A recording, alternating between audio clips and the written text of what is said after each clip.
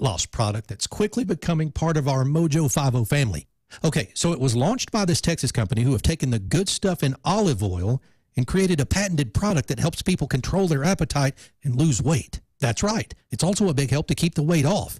In a 6-year study of former contestants from The Biggest Loser, you remember that show? It showed that when you lose weight, your body actually thinks something bad has happened and it fights back by slowing your metabolism and boosting your appetite. Rid-U-Zone, that's R-I-D-U Zone, contains a patented ingredient that has been shown to boost metabolism and reduce appetite while helping you burn fat. If you are struggling every day with cravings, try Rid-U-Zone. It makes it so much easier to control your appetite and not think about food all day. That's my problem. For a short time, we have a 30% off deal for our show. Just go to riduzone.com and enter code MATT. That's M-A-T-T. Again, that's riduzone.com. R-I-D-U-Z-O-N-E.com. Rid-U-Zone. MoJo 50. The question isn't who's going to let us. The question is who's going to stop us.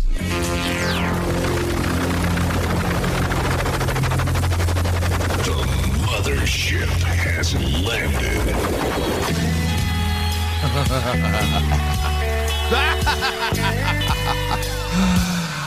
Yeah, it's Friday. Get it. Not a day too soon. Let's wish our life away, shall we? Everybody now. Coming to ya on a dusty road. Good loving. What you got? I got a truckload. That's right. And when you get it, What you got? you got something. Uh-huh. So don't worry, 'cause I'm coming. I'm a soul man. Yeah. And Here, you know, YouTube and Facebook hammer us every Friday for this. Good. Good. Good morning. It's worth it. What I you got there, Bradley? I just like holding onto my gun this early in the morning. I just did it because you know what? How many places again can you work and come in? There's an AR sitting right there by the door, all nice and ready, just in case, and just because. Damn, they look cool. I know you took that home the other day. I did. The case is almost done for it. We will have a special display case on the back wall here for the AR from Tar River Arms from traguns.com. And if you haven't registered yet for the gun that they're giving away technically, make sure you go to either mojo50.com and click the little red banner right at the top, or go to TRA Guns and register there as well. So yes, this is the. We're not giving this one away. This is ours. It's a very cool little concealed carry weapon, though, that TRA is giving away, and you can register to win it at TRA Guns or at mojo50.com. How many places do that for you? And by the way, all the ancillary bells there, I just did that so that it'll throw off Leprechaun's count over on MeWe. Oh, yeah, because he can't say you didn't. Right, exactly. So I've got the... So that's it, and just in case. So we have at least some of the bases covered this morning. So it is Friday, so a lot planned this morning. We have a Suspicious Package Friday. We're continuing that tradition from the Morse code. That'll be in the third hour. Headlines, Friday leftovers, special guest. Nick Searcy is he going to call in? Yeah, he sent me a text yesterday. Said he would be able to. He's on his way to the White House. That's what you said. What time is he calling? Do you know? Let's see. That would be 8:30 Central, 9:30 Eastern. So if he has some time, they're screening his movie Gosnell at the White House, and it's pretty cool. I mean, I was reading one story about it, and it said the White House generally does not screen political films. How is this a political film? How would they not screen political films? Well, yeah, they're the White House. I can understand. You know, this probably causes a few arguments, or maybe not. But the abortion isn't political. It's been made into a political football, but it is not political. It's about human beings. Well, I guess that's where the slippery slope comes in, because then you have to define human being. But we'll get into that a little bit later. Speaking of human beings, those crossing the border, and this is, I think, this is a prime example. I think this is Trump trolling the left. Which he does quite often. Oh, he's so good at it. He was in San Antonio meeting with some I think it was Border Patrol and also some leaders down there along the border. And here's what he had to say in the meeting with these officials here. Thank you very much. So we have a round table, which is actually a square table, and we have some of the most prominent people in Texas. We're in San Antonio, and we're just discussing, and I said, what can I do for you folks to create more jobs and to do all the things that they've been doing really well, because the area is doing very well. And we start talking, and the first person gets up and said, sir, we have many people dying coming across the border, because they'll come across the border, and it's a vast, vast area. And they'll be dropped off, and they start walking, and they'll say, Houston's right down the road, but it's actually 300 miles away. And we find dead people from Guatemala, Honduras, from El Salvador, from Mexico, all over. I said, nobody ever said that. I said, well, they know it, but the press doesn't talk about it. Many, many dead people. Many. Also, they come in and raid their houses, and it's very dangerous. And they're told never to leave their house at night, and during the day, always carry a gun and know how to use it. And where they have their fences, because these are big ranches, where they have their fences, never go near the gate unless you have two people, and especially at night, and make sure both of you are carrying a weapon, a gun. And I said, nobody's ever told me this. This doesn't come out in the fake news, and this doesn't come out in the press. And these people had no idea they were going to do this, but I said, you know what? We have the media here. We have some very good people in the media here, actually. And I think it should be explained. Nobody's ever heard this. I don't think they've ever heard this. I think that's a good point. Mainstream media does not report on things like this. They don't tell you about the bad things that that are happening. No, there's no crisis. Just good people who just want asylum here. And it's actually what has come out. And I'm sure a good portion of the audience might listen to other talk shows on local radio stations, or even the Rushes and the Levins of the world and the Hannitys. And I've heard this idea floated on probably all of these shows that, well, what we ought to do is let the immigrants come in, and the illegal immigrants, and then dump them in sanctuary cities, dump them in the Democrats' backyard. And it's always, I mean, while that sounds like, boy, that would be entertaining, it's always done tongue-in-cheek, at least what I've heard. I guess the people who call in are serious about it, but the hosts and you know the president has had this idea run up the flagpole. Well, it came out in the news yesterday. Yes, and that's just it. They are now calling this a new level of inhumanity. The idea that the White House was going to release migrants into sanctuary cities. But first of all, they call them migrants. I can see the meeting where this probably or possibly could have happened in the White House. You know what I keep hearing is we ought to dump them we ought to go to Pelosi's backyard, dump them there in California. Yeah, that's never good. Anybody else got an idea? So most likely it was floated out there as a half joke. And they, of course, have picked it up and run with it as he is just a complete racist and he has no respect for human life. Well, are they saying that Kirstjen Nielsen was pressured to do that? Oh, I'm sure they are. Yeah, I'm sure that's one of them. She was pressured to allow them, if they made it into the country, to just send them to the sanctuary cities. Yeah.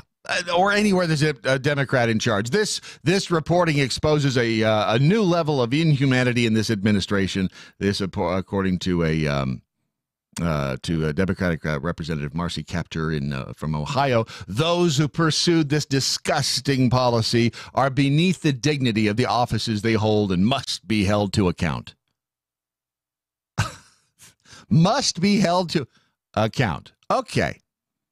Those have pursued this disgusting. How is it a disgusting policy? When you really come right down to it, what's wrong with taking them to these sanctuary cities? By the way, the mystery TV in the studio just came back on. No, it did not. It did. It's on by itself. Well, the remote control's to your right around the corner there underneath. Oh, good. Well, I'll just step around here and grab it. No. Yeah, my other right. It should have been there now underneath the edge of the round. Underneath the edge lazy of the round season. table. Back around, back towards you. There it is. So, for those of you can mute it. Thank you. That'd be We the got button. this ghost TV thing That'd be the going button on. that says mute, right? Okay. Yeah, it works. What in the hell? I don't know. We have a television in the in the broadcast world. There are not televisions. Monitors. They are monitors. We have a news monitor. You've got the unwashed. You have televisions at home. We have monitors in the studio. That's weird, Brad. I know. And so anyway, we've got this Samsung television that one day decided it would not turn on. We could, either by for the life switch of us, or turn the that thing remote. on yesterday. Nope. It would not come on. We've tried everything. It's the power supply board, I'm sure, but it just will randomly now just boop, it'll come on. You should unplug it. Good idea, but we just haven't done that yet. It's kind of fun to see. We unplugged it. No, I mean, leave it unplugged. Leave it doesn't unplugged, pop yeah. on. But anyway, so yeah, if you hear random noises in the background, that's what it is. So yeah, again, what if the Democrats are cool with everybody coming across the border? What's wrong with taking them to the sanctuary cities? Isn't that what they were made for? Yeah, Isn't that what they're created yeah, for? dump them in their backyard. They need some fresh influx. We welcome all migrants. Oh, no, we don't. No, we don't. Right. How is it? So how is it disgusting? White House did not immediately respond to inquiries about the proposal. The statement to the Washington Post said this was just a suggestion that was floated and rejected, which ended any further discussion.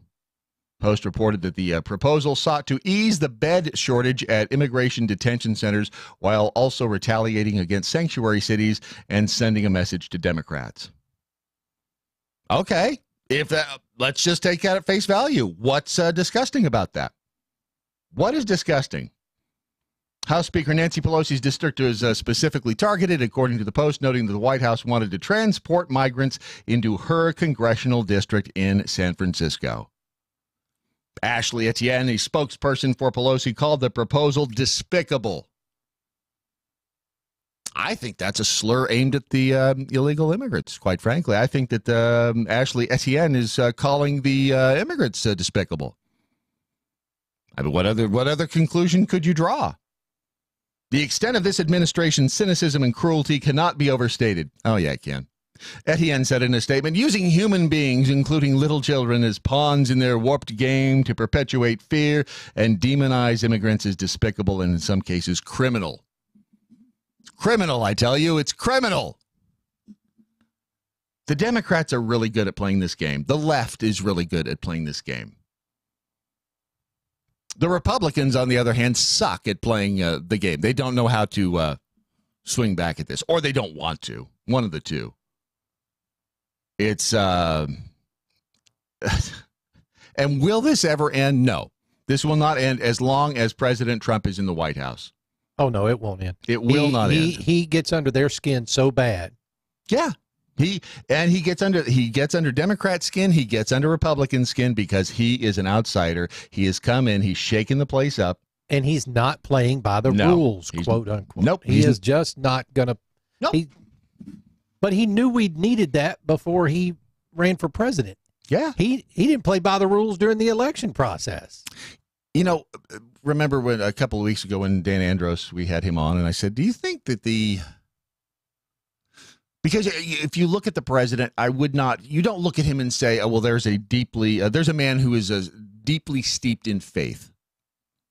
I mean, you wouldn't generally describe Donald Trump as a church-going man, would you? I would not. No, correct. neither would I.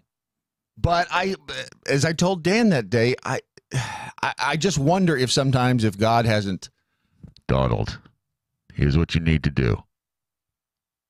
Of course, if he comes out and says that, if Donald Trump comes out and says, you know, God spoke to me and he told me, they would mock him for that. So he can't say that. They would mock him and then try to commit him. Yes. That's the thing. Yeah.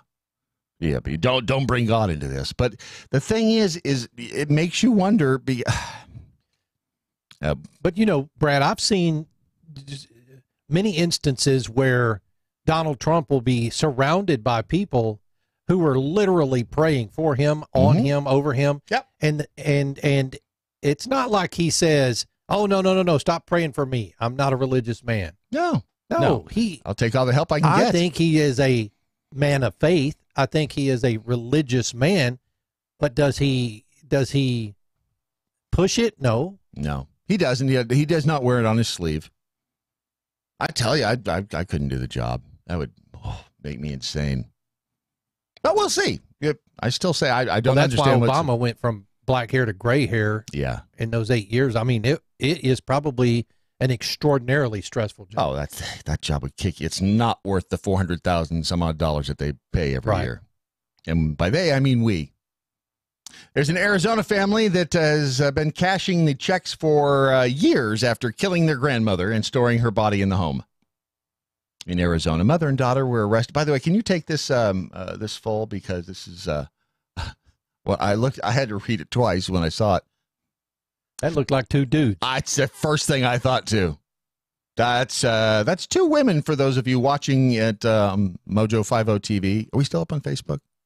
Wherever you're, if you're watching in a visual sense, that's not two dudes. That's two women who look like they kick your ass. Tara Avon, and she's only 46. She looks like she's 112.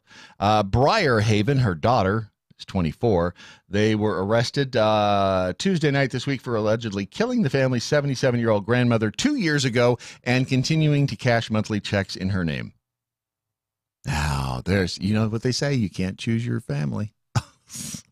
They were taken into custody after officers conducted a welfare check at Sandra Avon's home in Prescott, Arizona. Concerned family member, or a family neighbor rather, hadn't seen the 77-year-old in a long time, then they were worried about her. And rightly so. Kept her in the house. In the freezer? I hope so, because otherwise, damn. Wow. Damn, Grandma. Woo!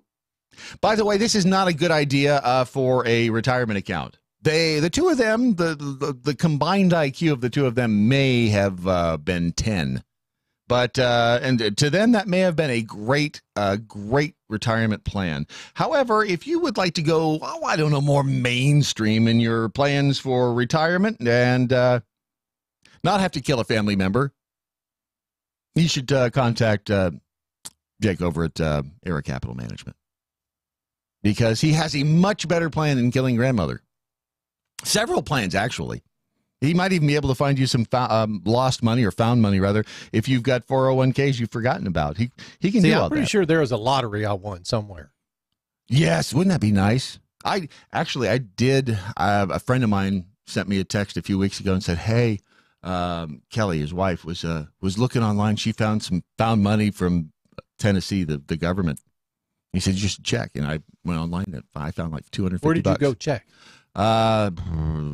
Tennessee, like, lost money. I think if you just Google lost money, government. But you went specifically to a state. Yeah. Oh, okay. So I got $250 coming my way. See ya, bitches. I'm out of here. That's my retirement plan right there, finding all my lost money. Right? Yes, it has to be out. You live long enough, there's bound to be some lost money that you can find again. But go to eracapitalmanagement.com and see if you can't get a better plan for retirement than those two women in Arizona, because quite frankly, that just is not right. eracapitalmanagement.com. Your life, your era, invest in it. Era Capital Management, LLC is a registered investment advisor. Investing in securities involves the risk of loss. Visit eracapitalmanagement.com or call 509-559-6229. That's 509-559-6229. Spoken like a true professional. Thank you, brother. How come you wouldn't watch The Gymnast? I'm not watching that crap. I'm not.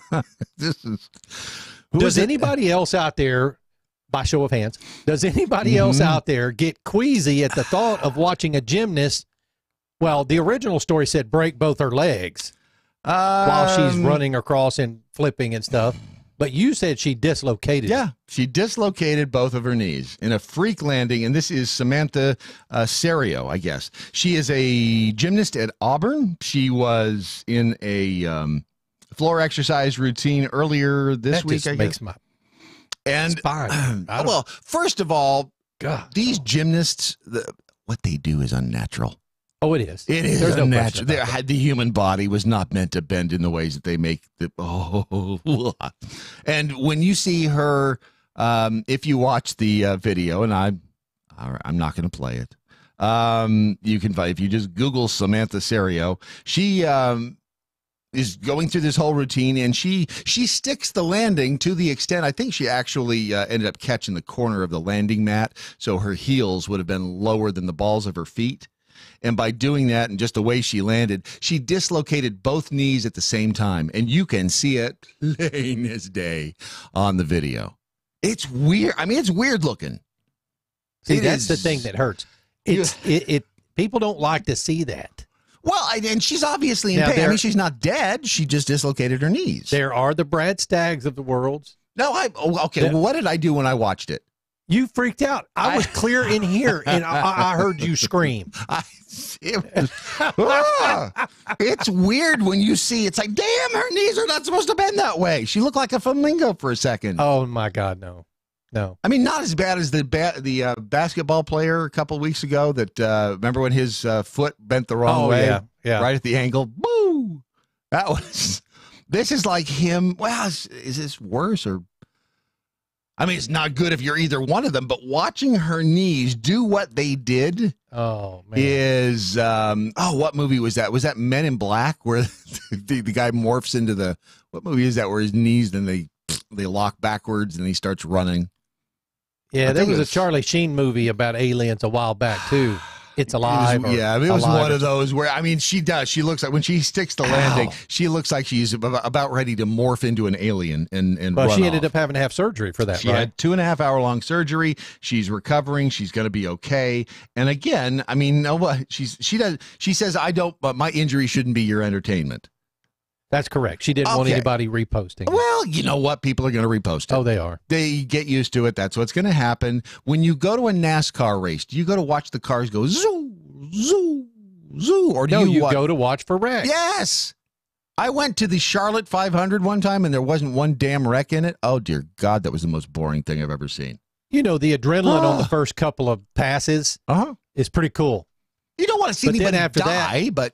Then after that, they're zipping around there, and if nothing happens... Then you drink some beer. Oh, it was horrible. Oh, it was just... And we were in a booth, and there was free beer, and it was still horrible. You don't go to... It's like going to a hockey game not expecting to see a fight. Nobody wants to see anybody hurt, except when something happens, it's like, oh, did you see her knees? Yeah. It's human nature. We slow down on the freeway when there's a wreck on the other side. Yes. That's what we do. In Texas, do. we call that rubbernecking. Yep. It will tie up the opposite lane of traffic, whether there's a divider or not, just as much as it will tie up the lane of traffic that had the wreck. And I don't know why we do it, but we are, as a human species. We are very inquisitive. Yes, we are. We're fascinated with death and injuries. And some of us like to look at it, and I'm in that weird, okay, I want to look at them, and I look, I don't want to see it. Yeah, no. But then I see I hate that feeling. But I'm telling you, if you have a chance. You go to horror movies, too, don't you? I don't. I go to scary ones, too. Oh, you said horror. Horror. Yeah. Yes. No, I do. I don't do that. It causes nightmares. I've been married. Nothing scares me anymore. It's Yeah, but you had to do it twice. I know. I'm a glutton. You thought the first one was just a glutton for punishment, I guess. That's all I can tell you. I'm just a glutton for punishment. So Samantha Serio is her name. If you have a chance, you're so inclined, take a look at the video. You know, if she had actually, if her knees had fallen out, you know, because the first thing they say would, like, if you cut a body part or something off, to put it in like on ice, you cut your finger off. Oh yeah. Isn't that what Matlock did when he sliced his? Actually, Matt didn't slice his finger off. Matt got his finger caught in a wood chip, it was a wood splitter, actually. Oh, that's right. And it basically mangled it. Crushed it. So there wouldn't have been any, he couldn't have put anything on ice. Now, the rest of his hand was rebuilt. What happened to his face? But they couldn't save the end of it. Yeah, I know. They couldn't save the end of his finger. And that was when he was 8 years old. Well, what's ironic is that when he tells the story, he doesn't remember. Right. He says, well, he does remember. He doesn't remember that there was a lot of pain initially. Right. But then his brain kicked in and started thinking about it. Well, he could have put it in a cat cooler if he had cut it off, but and taken that to the doctor. Taking that to the doctor. They could have sewed it back on. But hey, thanks for bringing me the cooler. Right. Hey, there's a beer in there. Oh, it's a finger. Damn. Go to catcoolers.com, get yours. I mean, you can just put beer, soft drinks, or water in yours. If you use promo code Brandon, you'll get 10% off at catcoolers.com. It's catcoolers.com. You know what's coming up next? Neither do I, but it's your Daily Mojo. Promoting the 4 F's. Freedom, faith, free markets, and fun. MoJo 50. I'm Michael Pelka from PureOpelka.com. Here's your 2-minute drill. Look, I know it's Friday and you've been waiting to have some fun and have your weekend. But before that starts, let's point out some of the really stupid behavior by the left before we kick into the weekend party. Today, I'm pointing out the absolute idiocy of those on the left who are upset, furious, lighting their hair on fire because the president and his administration actually discussed sending detainees, the people who have come into this country illegally, some demanding refugee status, some just wanting to suck the system dry. But the president thought, well, you know what? We have all these cities proclaiming to be sanctuary cities. Let's send those detainees to sanctuary cities. Great idea, Mr. President. I support that. Because after all, if you're a sanctuary city, you're supposed to give sanctuary, not just put it on your sign. Hey, we're a sanctuary city. Aren't we cool? That's like saying I do a lot of charity work and never do charity work. So the left's all upset. Pelosi's furious, and they're demonizing Donald Trump for using this as what they're calling political revenge. No. Well, okay, maybe a little. But actually, it's really a good idea. If you're a sanctuary city, then be a damn sanctuary city and stop just talking the talk, walk the walk.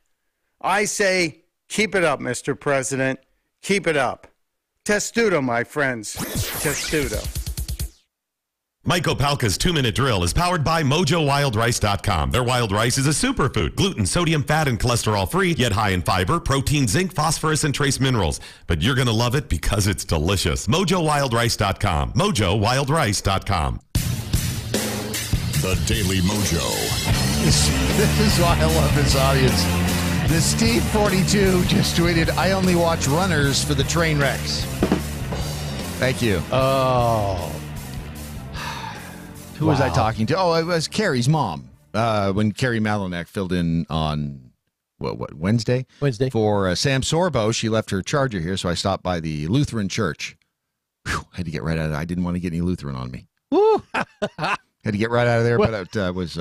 wow. You ever been to a Lutheran church? I have not. Oh. I just like to give her grief. So I took her... I took her charger back for her, and we were talking about her mom and I were because her mom was there. That's primarily why we were talking about it, and we were just talking about just human beings and life in general. But now I forgot what the point I was going to make, so I'll just read the next tweet. Sarah Missing Doc on Mojo 50. NASCAR's too boring, and all they do is go round and round. NHRA is way more interesting and faster. Yeah, I mean, otherwise it's cars going around in a circle. When Matlock gives you the finger, he really gives you the finger. Hey-oh! That's DMXDM. They're even funny. I then watch train wrecks and field training for the train wrecks. Smirking Jackhole, the UCF quarterback dislocated his knee as well. He's lucky to be able to walk again. Those injuries can be devastating. Of course they can. Yeah. Nobody's celebrating the injury. The fact is, though, human beings are fascinated by it. So my 13-year-old has, and we don't know what originally caused it, and it could be lack of muscle in the knee, but she has twice in the past, or 3 times, I think it is, has dislocated her patella, her kneecap, and it literally slides off to the side. And what her instinct is to do when that happens, Push it back in place? no, is bend her knee, which tightens it up, right? And so I've literally had to go and pull her leg out straight and pop it back over into place. And the pain, I mean, it's sore, but the pain immediately goes away. Right. But it's just like popping but that is the freakiest thing. My wife does not do well with that when that happens. Actually, I think she had to fix it one day. Sometimes I can handle it and sometimes I can't. I can't. I'm fascinated again by because we've looked at do not Google Porsche girl. Don't do it. No. I'm telling you, don't do that. Don't do blue waffle. You've been warned.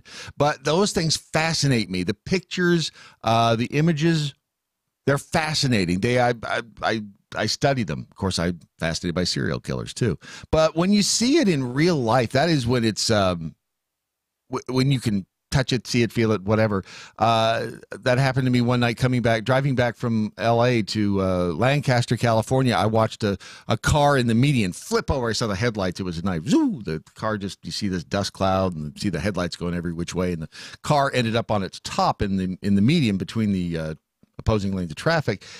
And I was at the point, I guess I got to stop. So I pull over and I'm walking toward this thing. And I'm thinking, I do not want to see what's in this car. Don't want to see it. But if it was me, I'd want somebody to come and help me. And just as I was probably 15, 20 feet away, a CHP highway patrolman pulls up. He starts on. I'm like, okay, they got it covered. I'm out of here. I turned around and walked away. Wow. I just in person, but when you're watching it on video, it's different. Well, at one time, I wanted to be a police officer. My dad was growing up, and his dad was. And I kept thinking to myself, how am I going to deal with those situations? Yeah, quite honestly, the adrenaline.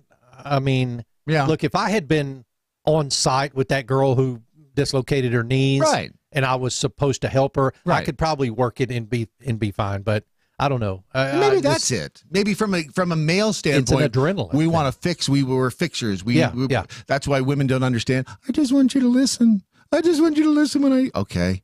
But men are wired to when we hear a problem. Okay, here's the solution. I don't want you to come up with this. I just want you to listen. I tend to, I don't know why this is, but I tend to focus in times of crises. That's the adrenaline. Adrenaline focuses. I mean, that night that we discovered that Doc was gone. I mean, that was. You mean the night he got hit by the damn train? Yes, that night. Yeah. That was, for me, everything was just. Yeah. I was focused. Adrenaline does that. You don't think about the bad part. You have to think about what's going on, what's next, things like that. The solution. It's the process. You become methodical in that sense. In L.A., a soccer fan has filed a lawsuit that says the California Department of Motor Vehicles has violated his First Amendment rights by rejecting a personalized license plate he said would celebrate his favorite team. The license plates that he wanted is COYW. COYW. That's offensive, isn't it? I mean, you can see why that would be offensive. That's what the DMV in California has determined. It would be offensive to let him have the license plate. Right. But what's the team? COYW. The team is they're in London. They are the Fulham Football Club. And their slogan is, "Come on, you whites." Come on, you whites. That's it. So the DMV has decided that would be offensive. He filed a federal lawsuit in L.A. on Tuesday. Fulham, you see, wears white jerseys. Oh my God! In denying with the hullabaloo over Washington Redskins, I'm surprised they still allow them to use that. Come on, you whites. Well, first of all, it's London. I guess. Secondly, why do you mean allow them to use it? I mean, who's going to make them not stop using it? It's not against the law to have a slogan, "Come on, you white." They wear white jerseys. The DMV said the abbreviation could have racial overtones and carry connotations offensive to good taste and decency, according to the court filing. Do we know if he won that? Or is it still in process? He just filed it. It's going to be in, he just filed it 3 days ago. It'll be in litigation forever and ever and ever. The DMV, of course, on Tuesday said it does not comment on pending lawsuits, but they said it like this. We do not comment. You see, that's the sloth. Didn't you see Zootopia? No. So I'm like, wow. What in the hell is Brad doing? You've not seen Zootopia? I have not. The hell I'm is sure my wrong kids with you? did, but I did not. Oh, the DMV scene in Zootopia is classic. The lawsuit in a news release, the guy who filed it says, you can't allow bureaucrats to make decisions that are fundamental to what it means to be an American, and our free speech is one of those things. When the government starts to infringe on our rights, that's when the individual citizen must speak up. COYW. Now, the whole thing, apparently there was a case in 1973. California Court of Appeals upheld the Department of Motor Vehicles standard of, quote, good taste and decency in rejecting a plaintiff's claims that his free speech was violated when the department rejected his requested license plate. The letters E, followed by Z, followed by an L, followed by an A, followed by a Y. Wonder if he or she was. Easy lay. He's a dude. Of course he is. Oh, man. Men are pigs. It appears in this case that the government has engaged in regrettable censorship of Mr. Cutler's speech. This according to a professor at Tennessee's Belmont University and is a fellow at the Freedom Forum Institute. And Brad, you know your buddy Jeffy, right? Ah, yeah. I love his posts on Instagram. I know. He finds the best. Every time I see a customized license plate, I take a picture and send it to him. But COYW. Come on, you whites. Wow. Things in California are just... You know what we should do is we should take all the illegal immigrants that come across the border and dump them in California. Isn't that a good idea? Somebody should tell the president that. Let's see. I was stopping in over at Zig the Gator says, I think Brad might be a bit furry. He likes Zootopia and an awfully suspicious amount. Okay. Then you, Zig, have never seen Zootopia either. No, but he did see you react to the furries. That was a day. Was that 2 was weeks a ago? day. That was 2 weeks ago. Yeah, wow. Time flies when you're having fun. By the way, Let's Be Frank in PA came up with another COYW, an acronym. California outlaws your words. That's good. That is good. That's quick. It's good, and it's true. Frighteningly true. We mentioned, of course, TRA Guns a little while ago as we opened the program because they sent this beautiful AR that we're having mounted on the back wall. It's our first line of defense. I mean, you can think about breaking into the station here. You can think about it, but I wouldn't do it if I were you. We don't call 911. I started to say, if you broke into the station or came in here with nefarious, ill intent, mm-hmm. You're likely to have about 4 guns pointed at your head before you make it all the way. It would be about as smart as trying to rob a gun store. You ever seen that happen? Oh, yes. There's always one dumbass that comes along every now and then that tries to rob a gun store. It never ends well for them. It'd be kind of the same way here.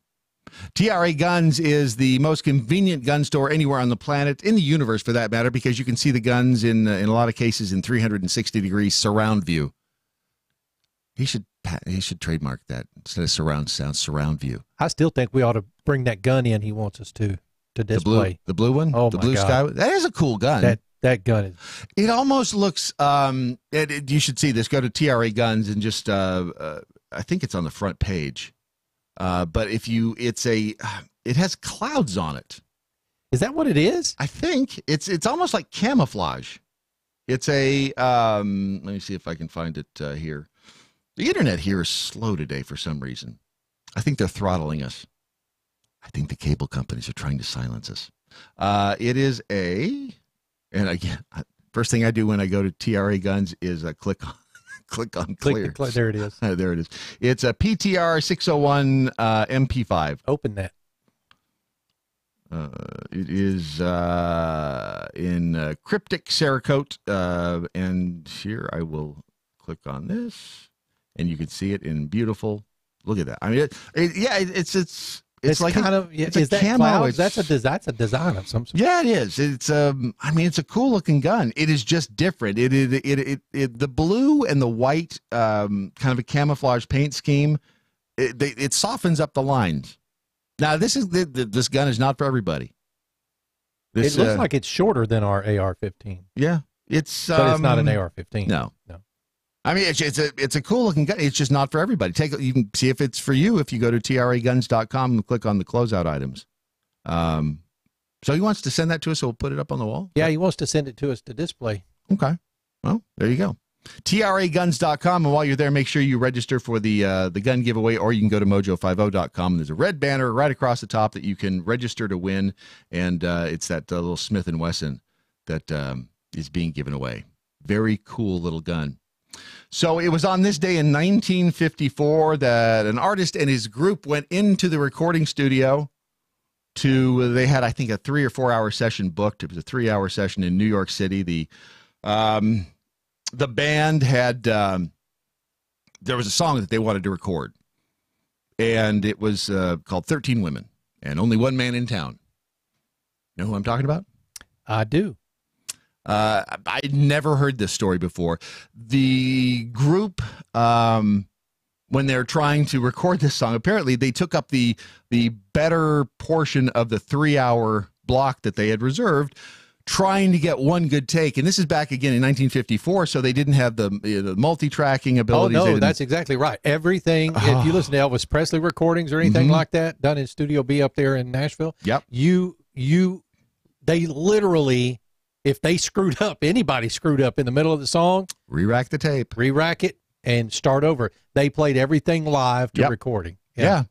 I mean, you actually had to have some real talent, being able to sing live in person with your instruments right there. Just for you, Leprechaun. So, again, they spent all the time trying to get a usable take of this song called 13 Women. This was going to be the A side. This was going to be the... Were they going to put that other song on the B side? Yes. Really? Here is, and you'll know who the group is when I play the a bit of this. Hold on a second. It's this one right here. This is was going to be the A side of this group's. Last night I was dreamed about the H-bomb. Well, the bomber went off and I was caught. I was the only man on the ground.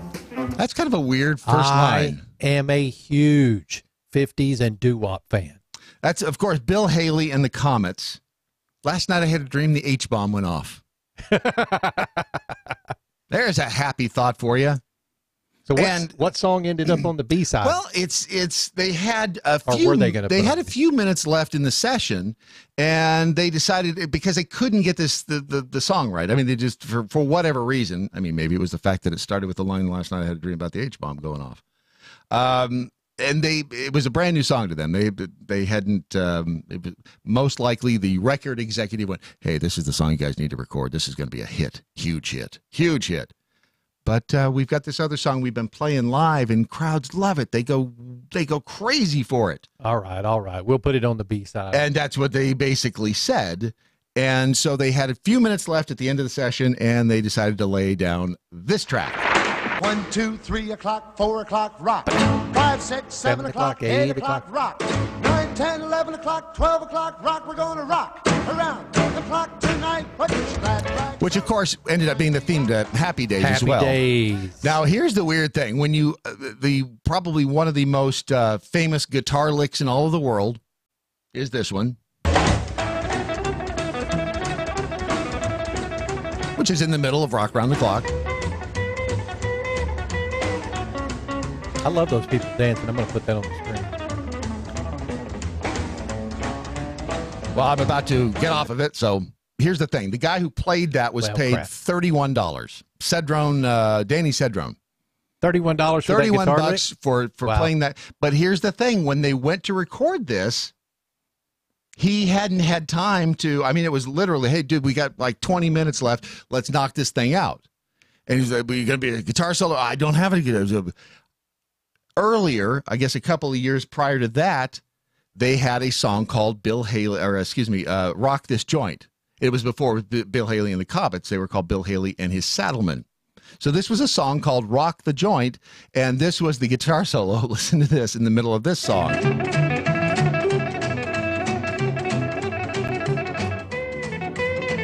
What they do, just sample it? No, I didn't. No, sample it. It's 1954. Sugarfoot rag, side by side, a flying low and a flying wide. We're gonna rock this joint. We're gonna rock. Oh my God! Yeah. So I had no idea. Neither did I. That is the song with different lyrics. Pretty much. Yeah. So he just repurposed the guitar solo. What the hell? Yeah.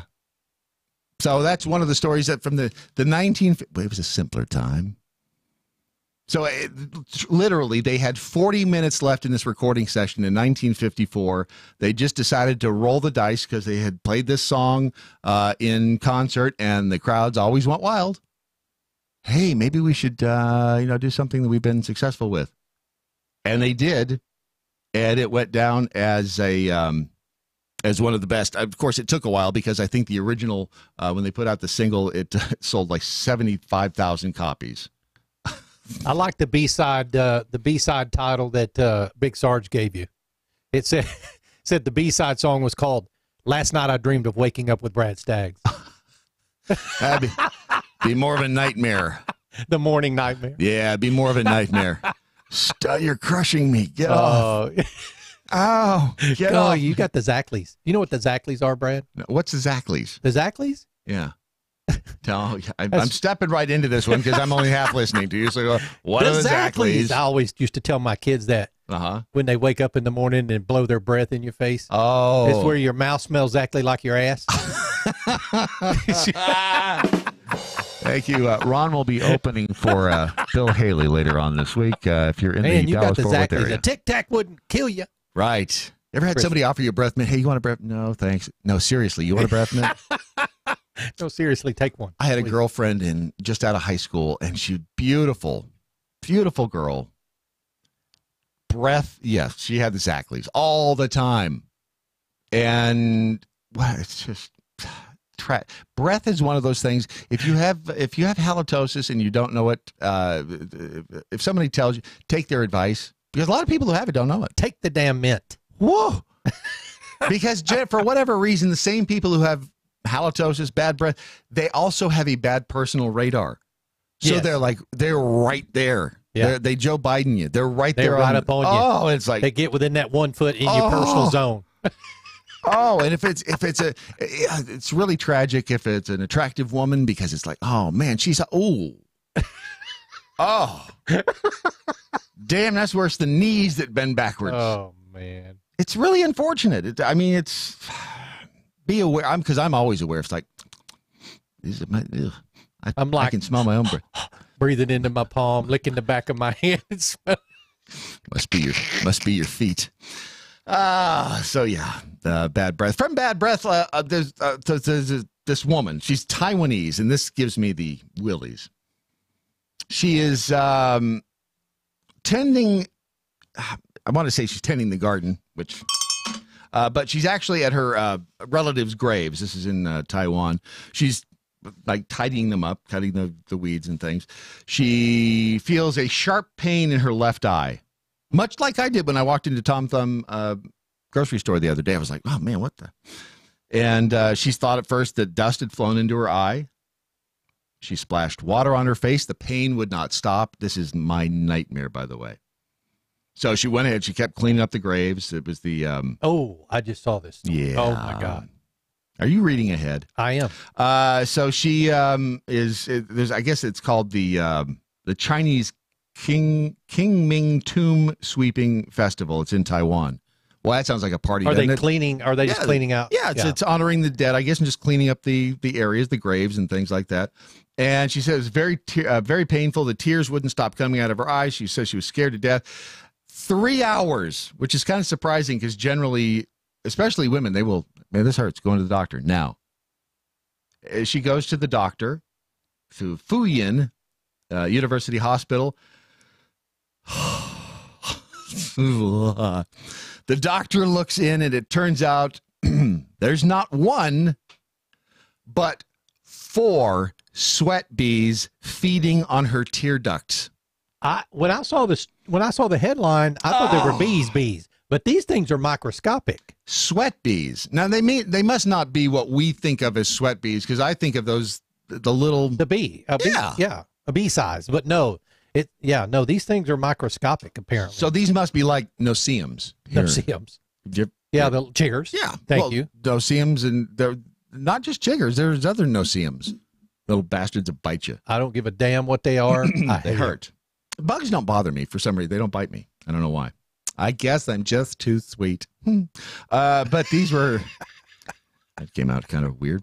4 sweat bees feeding on her tear ducts. According to the doctor's head of ophthalmology, it was the first time he had ever encountered something of the sort. I saw something that looked like insect legs, so I pulled them out under a microscope slowly, one at a time, without damaging things inside. Well, that's always good. You don't want to damage things inside when you're pulling things outside. She was wearing contact lenses, so she didn't make the mistake of rubbing her eyes. If she had done so, the bees inside her eyes would have produced venom, increasing her chance of getting an infection and going blind. She is expected to make Here's the definition of sweat bees. Sweat bees, otherwise known as Halictidae, are very minuscule insects that only grow to 3 to 4 millimeters. That would be 0.12 inches in length. They are called sweat bees for a reason, as aside from feeding on nectar and pollen, one important aspect of their diet is salt, which they sometimes get from human sweat. Nasty, nasty little creatures. Oh, wow. I tell you, when I was walking the other day and I felt, I think some dust or something must have blown into my eye, but when I was walking through grocery store, this happened, and I'm thinking, oh man, first thing I'm thinking is I just had an aneurysm. That's where my mind goes, oh gee, I'm gonna die. I'm walking, I got my phone out and turned the camera on backwards so I could look and make sure my eye wasn't like just flowing blood. It wasn't, so it must have been dust. But I mean, think about that. That could happen at any time. Amelia Clark from Game of Thrones, she had 2 brain aneurysms while they were shooting. While they were shooting, that's right. And I read that story. Yeah. You know, she decided not to come out with that story during the entire run until this last year. She wanted to keep her job. She did want to keep her job, yeah. But yeah, so now, and I think I had just I just heard that, which is why I cannot Google diseases, because I end up having every damn symptom of them. I've got knee cancer and eye cancer. WebMD is like the worst for doctors. Oh. They're like, Doc, I got this going wrong with me. They said, well, let me look. Well, WebMD told me it was this, and the doc went, okay. Yeah. They hate it when you do that, which is why every time I go to the doctor, I do that. Because why not? Why wouldn't you use the resources at your disposal? But that's the problem, is I have every damn thing that's ever been wrong with anybody. It's right there. Have you ever used Teledoc? That's where you call them up and ask them questions. No. Here's my thing. I don't go to the doctor often, because unless, like with my feet, I had to because of the surgery I needed on both feet. But they always find something wrong with you. You go to the doctor and they invariably, it's like, oh, dude, man, this thing you got in your, you're gonna, we're gonna have to get in there. We're gonna have to refer you to a specialist. You're gonna need tests, and you're, probably, if you survive the next week, we're gonna be really surprised. I mean, you got some things that you might want to get in order. Just saying, get them in order. And I use as an example this woman in Oregon, Rose Bentley. She lived for 99 years without knowing that her organs were in the wrong places. Her internal organs were in different places. I mean, it's not like her heart was stuck in her elbow, but they were, they had rearranged, or they were arranged in different places in her abdomen. Well, it obviously worked. Yeah, and that's just it, because she never went to the damn doctor, and some doctor would have gotten in there. You're Your gallbladder's over here on that. We got to get in there and got to move this around, move that, and poop. It's a rare condition that it's called situs inversus. It's when the liver, the stomach, and other abdominal organs are transposed from the left to the right side, or vice versa. But her heart was still on the left side. It happens only in 1 of every 22,000 births. That's why you don't go to the doctor. If I do, one day I'm just going to fall over. Wonder what got him. I don't know. You'll know once you cut into me. But other than that, nope. Not going to know. I want it to be a surprise. Those are the kind of surprises I like. Go to RidUZone.com if you are tired of being fat. It was a subtle transition, I know, but one that was necessary. And look, I'm not going to tell you what to do. If you want to lose weight, that's up to you. If you're comfortable with the weight you are, that's great. If you would like to experience the feeling of less gravity pulling upon your internals and external organs, maybe it's time to lay off the cheesecake. It's hard to do. It really is hard to lose weight, but if you have a secret weapon like RidUZone, which contains the molecule OEA found in olive oil, can help you feel fuller faster. It can also help speed up a slow metabolism. It could be your secret weapon.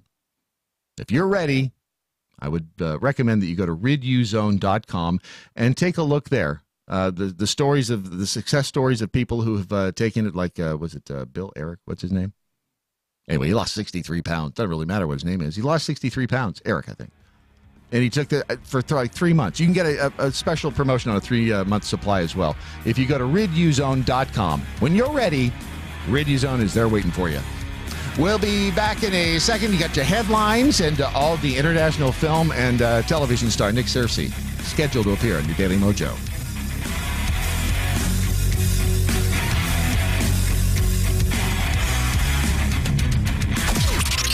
This is the seditious, rabble-rousing, liberty-loving, home of fun, entertaining, and compelling talk.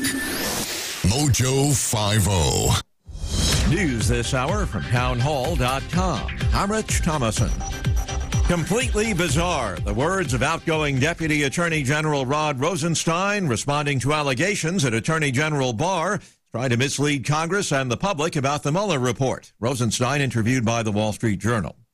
As WikiLeaks founder Julian Assange fights extradition from the UK to the U.S., President Trump is chiming in, sort of. I know there is something having to do with Julian Assange. I've been seeing what's happened with Assange, and that will be a determination, I would imagine, mostly by the Attorney General, who's doing an excellent job. So he'll be making a determination. I know nothing really about him. It's not my deal in life. Assange facing charges stemming from the publication of tens of thousands of secret U.S. government documents.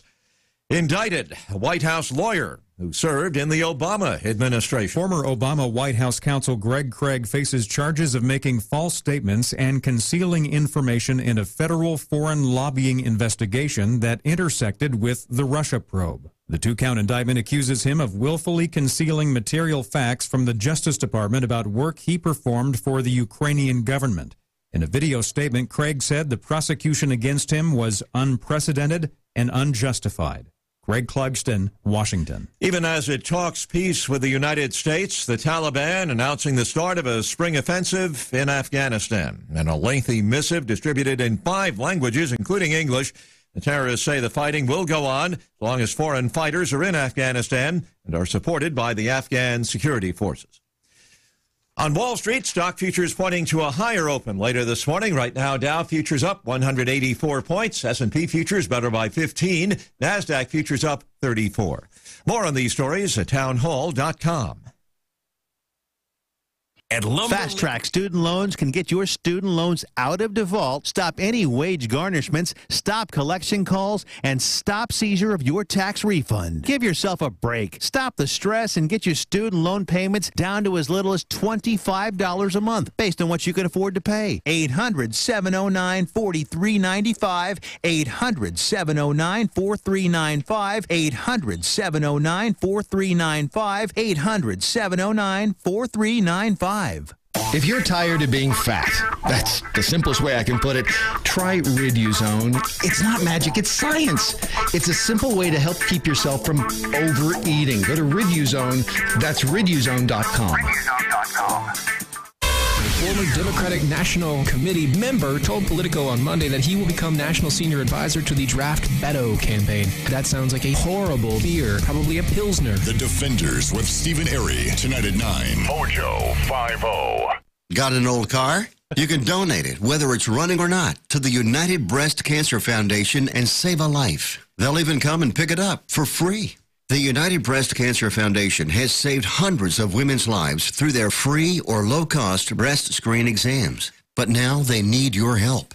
The United Breast Cancer Foundation wants to save more lives through early detection by offering women free or low-cost breast screening exams. And donating your old car, SUV, or truck, whether it's running or not, helps pay for them. Plus, you get a charitable tax deduction. Help the United Breast Cancer Foundation save lives by donating your old car, SUV, or truck. Call now for free pickup. 800-245-0823. 800-245-0823. 800-245-0823. Call right now. That number again is 800-245-0823. If we weren't so bad. To puppy rape. I like to cuss. Do I want to keep my penis? Cat wants some black titties. We wouldn't be so good. MoJo 50.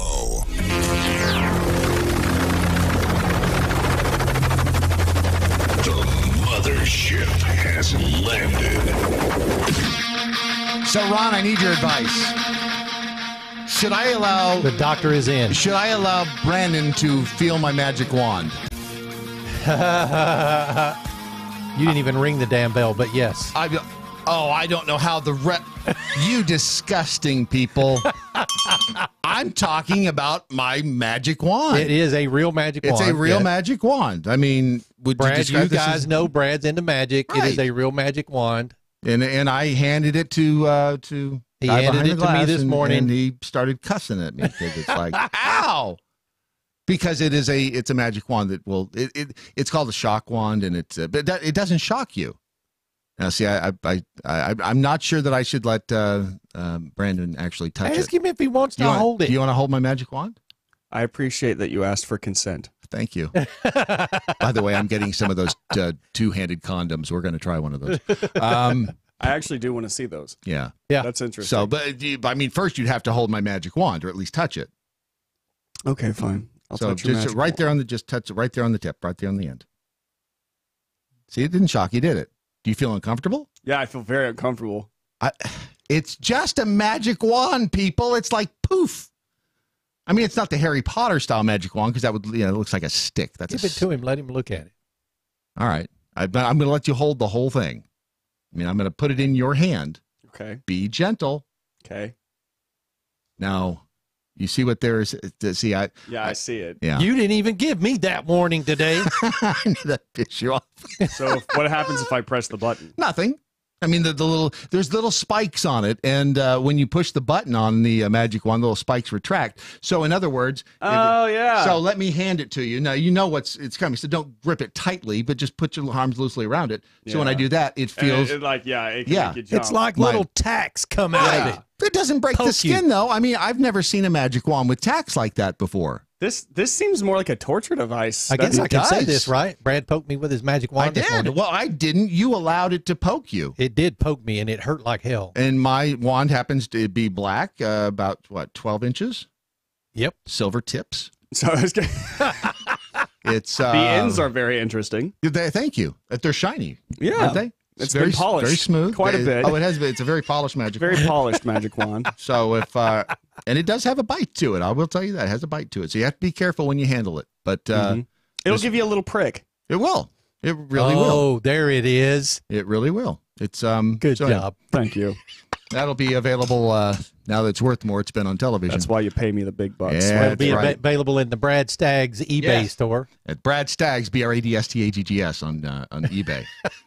I want you to hear this sound. See if this sounds familiar to you. Oh yeah. That's the that was close. That was a good Chewbacca. This is actually the Dragon, one of the dragons from Game of Thrones. Oh, Drogon. Dracarys. That's what I just said.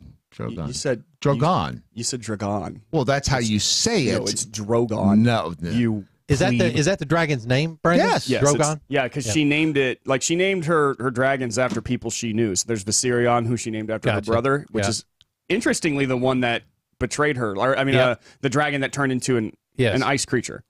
Spoiler alert. Oh God! If you haven't seen it by now, you're just boned. I'm sorry. We got Game of Thrones coming up. We're going to discuss it in the future. You're going to have to get over I know at least one person hasn't seen that where the Well, then that one person's having a real bad day now. I'm going to tell you, Sunday night's going to be a big night. Big night. It is. But yeah, since her brother betrayed her, the dragon. Isn't that an interesting side-by-side comparison there? So here's the thing: the dragon, and the one she rides, she named after her husband, which looks really uncomfortable. The spiky things coming out the you'd back. think that, but I bet that dragon is a tender, gentle creature to her. Screeching birds, reptiles, fluttering dragonfly wings, dogs, nasal whistles. Those are all part of the sound effect when the dragon roars. And here is the other part of the sound effect that you will hear as part of the dragon's voice.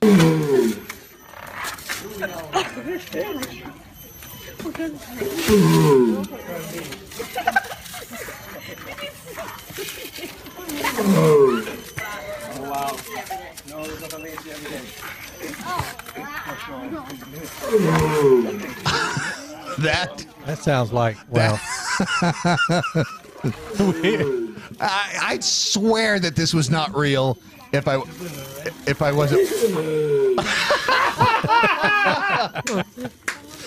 Because if it if this sounds to you like a if this sounds to you like a giant tortoise having sex, it's definitely that's exactly what it is. A giant tortoise having sex. A giant. First of all, I'm thinking this is nature's cruelest joke, and if my version of hell would be reincarnated as a giant tortoise, because that looks like the most difficult thing to do. I'm actually impressed. Yes, I'm actually. I mean, he's having. Let's go. Yeah, let's go down the list of things he's having to overcome to do this right now. One. He's got to be, 125? Yes. Oh, easy. Yeah. I'm 35, and I'm already like, I'm not really in the mood. Right. It's so much work. Kind of tired. Exactly. Yeah, it's a little. Oh, see, he pinned her up against the fence. So now she's got nowhere to go. Secondly, he's a turtle. Yes, he's a turtle. Well, so is she. He's got. Yes. Okay. Yeah. But that's three. So he's got to overcome his. Bodily. Yes, it's this big. He's lugging the shell around. Yes. Imagine going up to your wife constantly like, "Baby, I'm in the mood, but I'm wearing a suit of armor. I'm wearing a suit of armor, and I'm also carrying a rucksack on my back that contains all of our possessions." And by the way, at this point, your wife is also wearing a suit of armor and a rucksack on her back with all of her possessions in it. And you've got to overcome all of these things. Exactly. And so you know what? I'm surprised it's not like, oh my God! It is that. Is this worth it? that sound. It's and oh my God, it hurts so bad. It's not even that it hurts. It's like, this is exhausting. Baby, do you like it? You can't make this sound up. And then of all of that, by the way, honey, while we're attempting to do this, we're going to have a crowd of people surrounding us, watching us, and taking pictures of us. Laughing the entire time. Oh, my God. So can you imagine How do we know it's the male turtle doing it? Maybe it's the female turtle, too. Because his neck is stretched as far out as it'll go. And his mouth is wide open.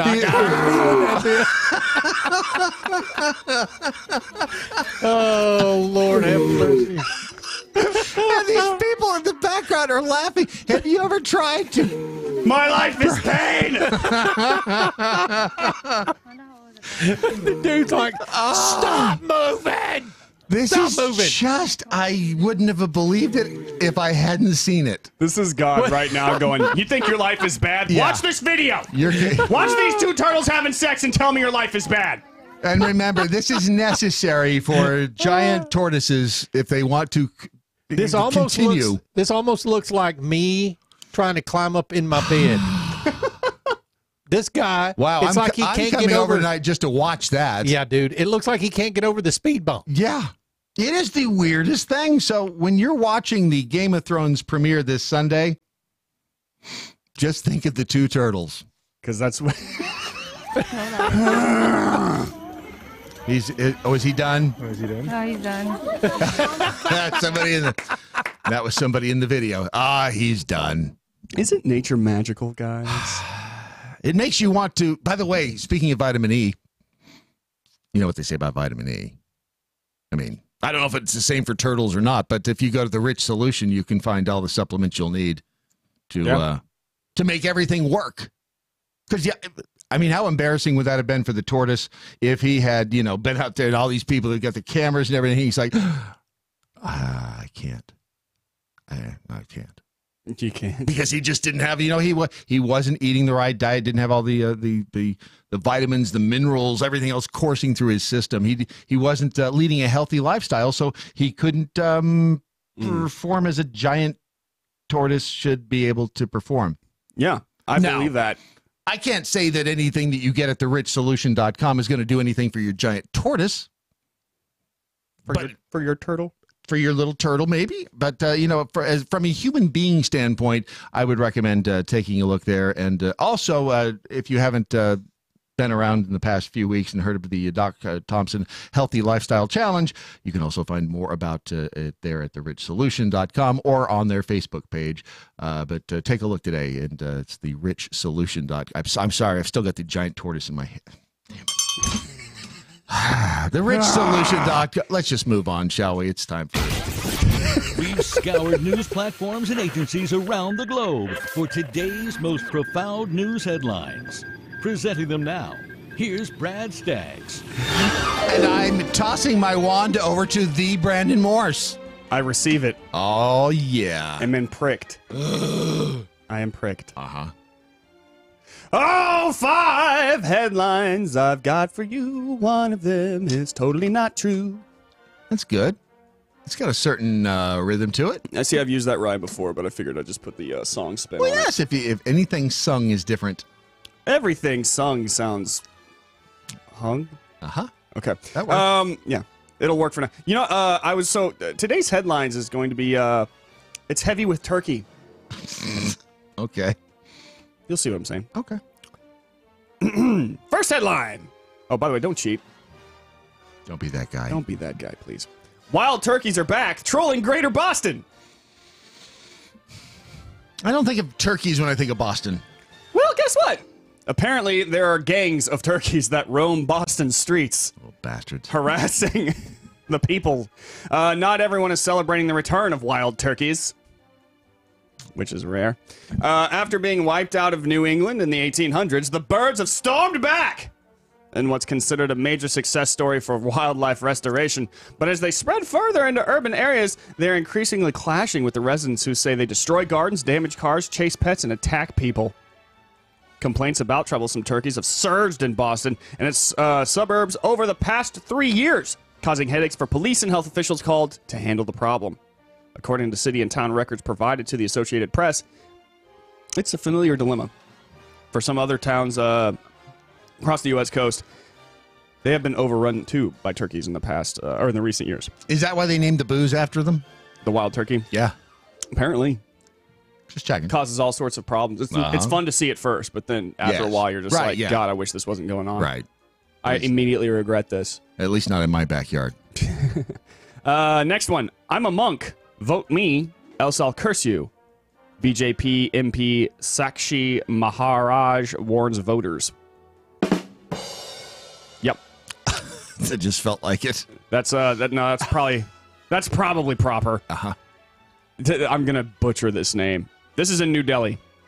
Bharatiya Janata Party Leader and Uano member of parliament, Sakshi Maharaj, warned voters that if they don't vote for him, they'll be cursed.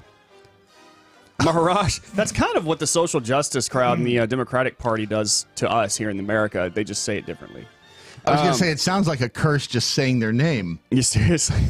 I am a sannyasi. I am here to beg at your door. If you refuse a sannyasi, I would take away your family's happiness and will curse you. He said, I am a monk. If you make me win, I will win. What? Good Lord. Hi, I'm Monk Obvious. If you make me win, I will win. Thank you. Else I will do bhajan and kirtan in a temple. Today I am here to seek your votes.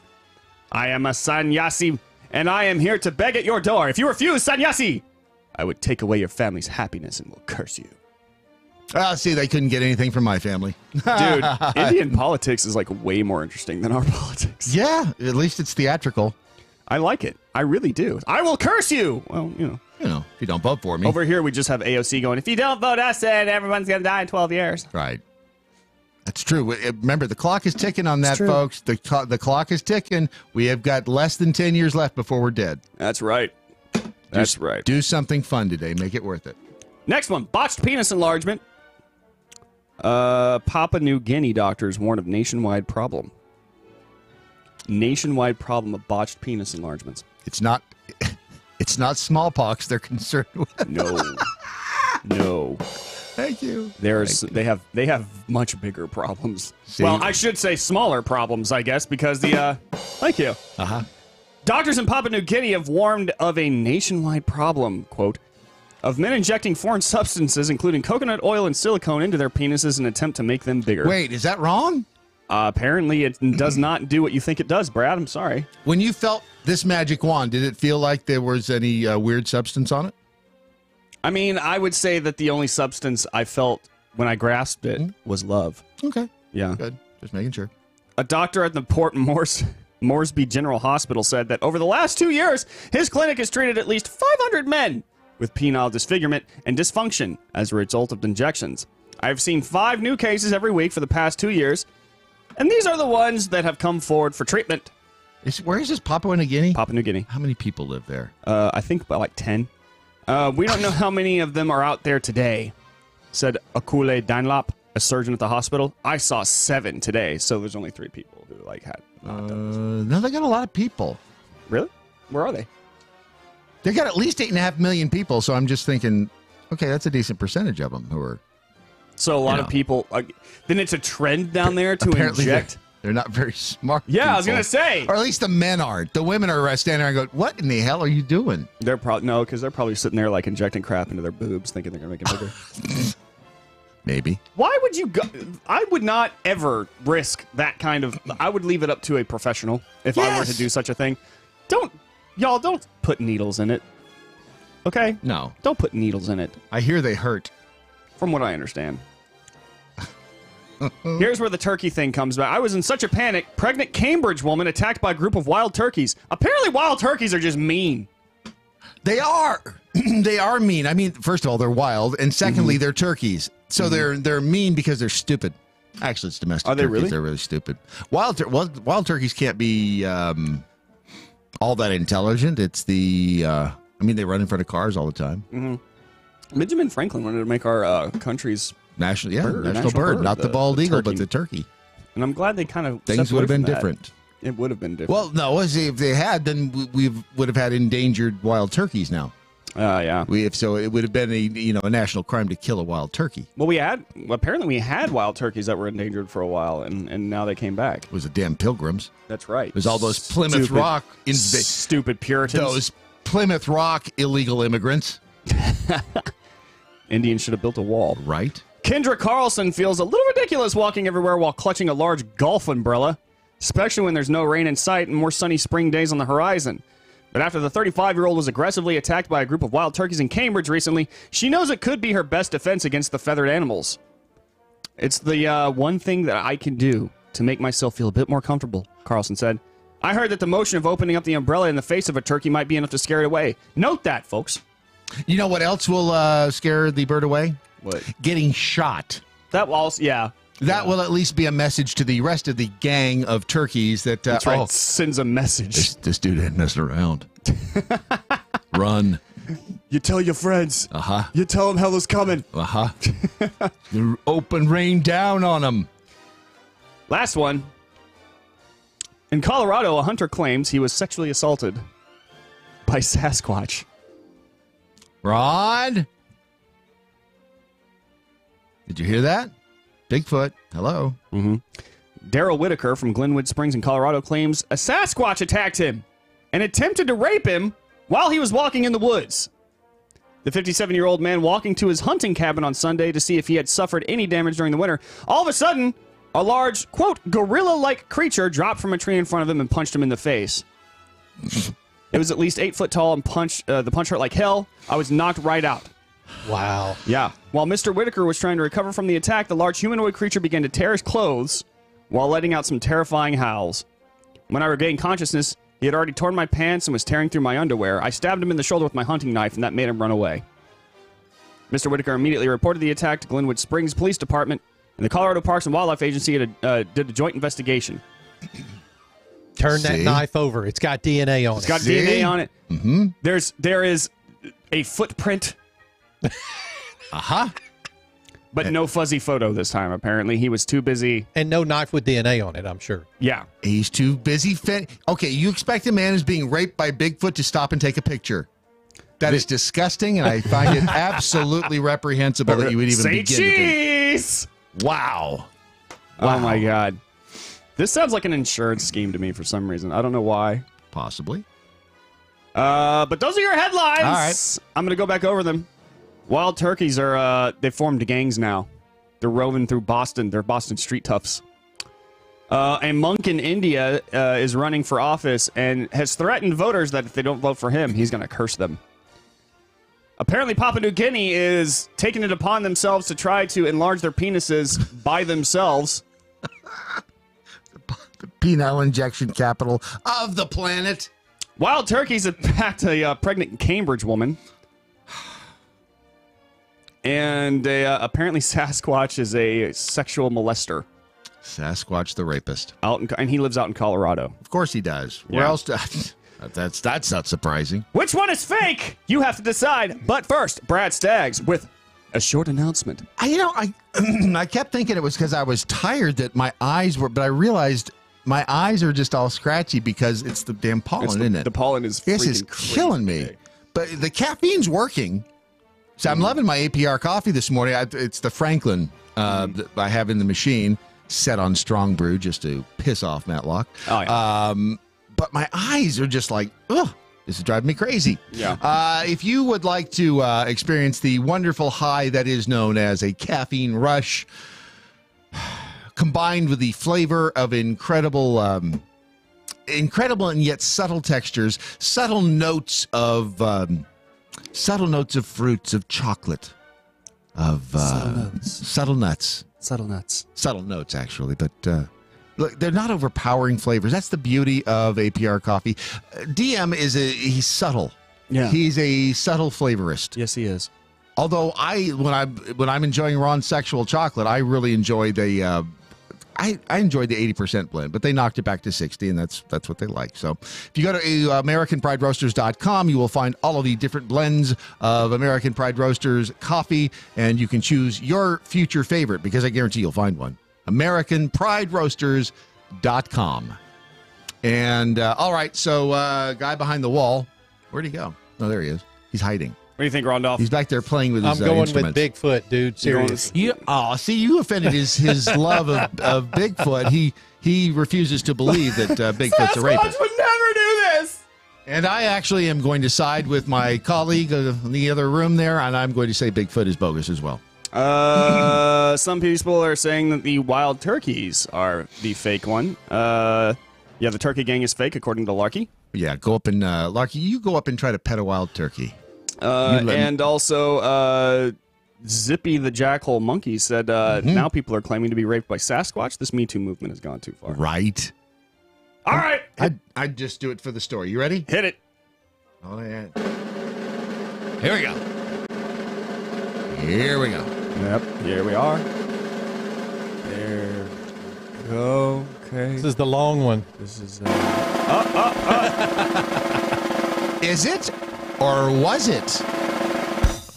Ha! I made it too easy for you guys today. It is the Sasquatch.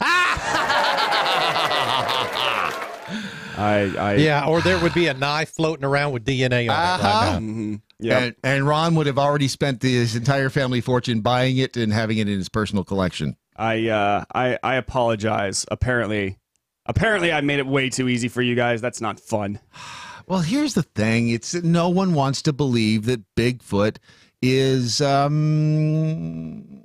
anything but just a loving. They want to think of him as Harry and the Hendersons. Yeah, I was going to say. It's hello. He just wants to stop and stay in your house and occasionally pick up some beef jerky. And he's not like R. Kelly or anything. Right. He's not, He's not going to Ned Beatty you in the woods. Exactly. I mean, that would not be proper. And I would be very sad if I found out that Sasquatch was actually like a horrible person. You have offended the audience's sense of good taste. Well, I apologize to everybody. I commend you. I did not mean to besmirch the name of Sasquatch. Exactly. Coming up in just a moment, actually, Nick Searcy's on his way to the White House, so we're hoping he's going to have some time to call us. I'll tell you why, coming up on your Daily Mojo.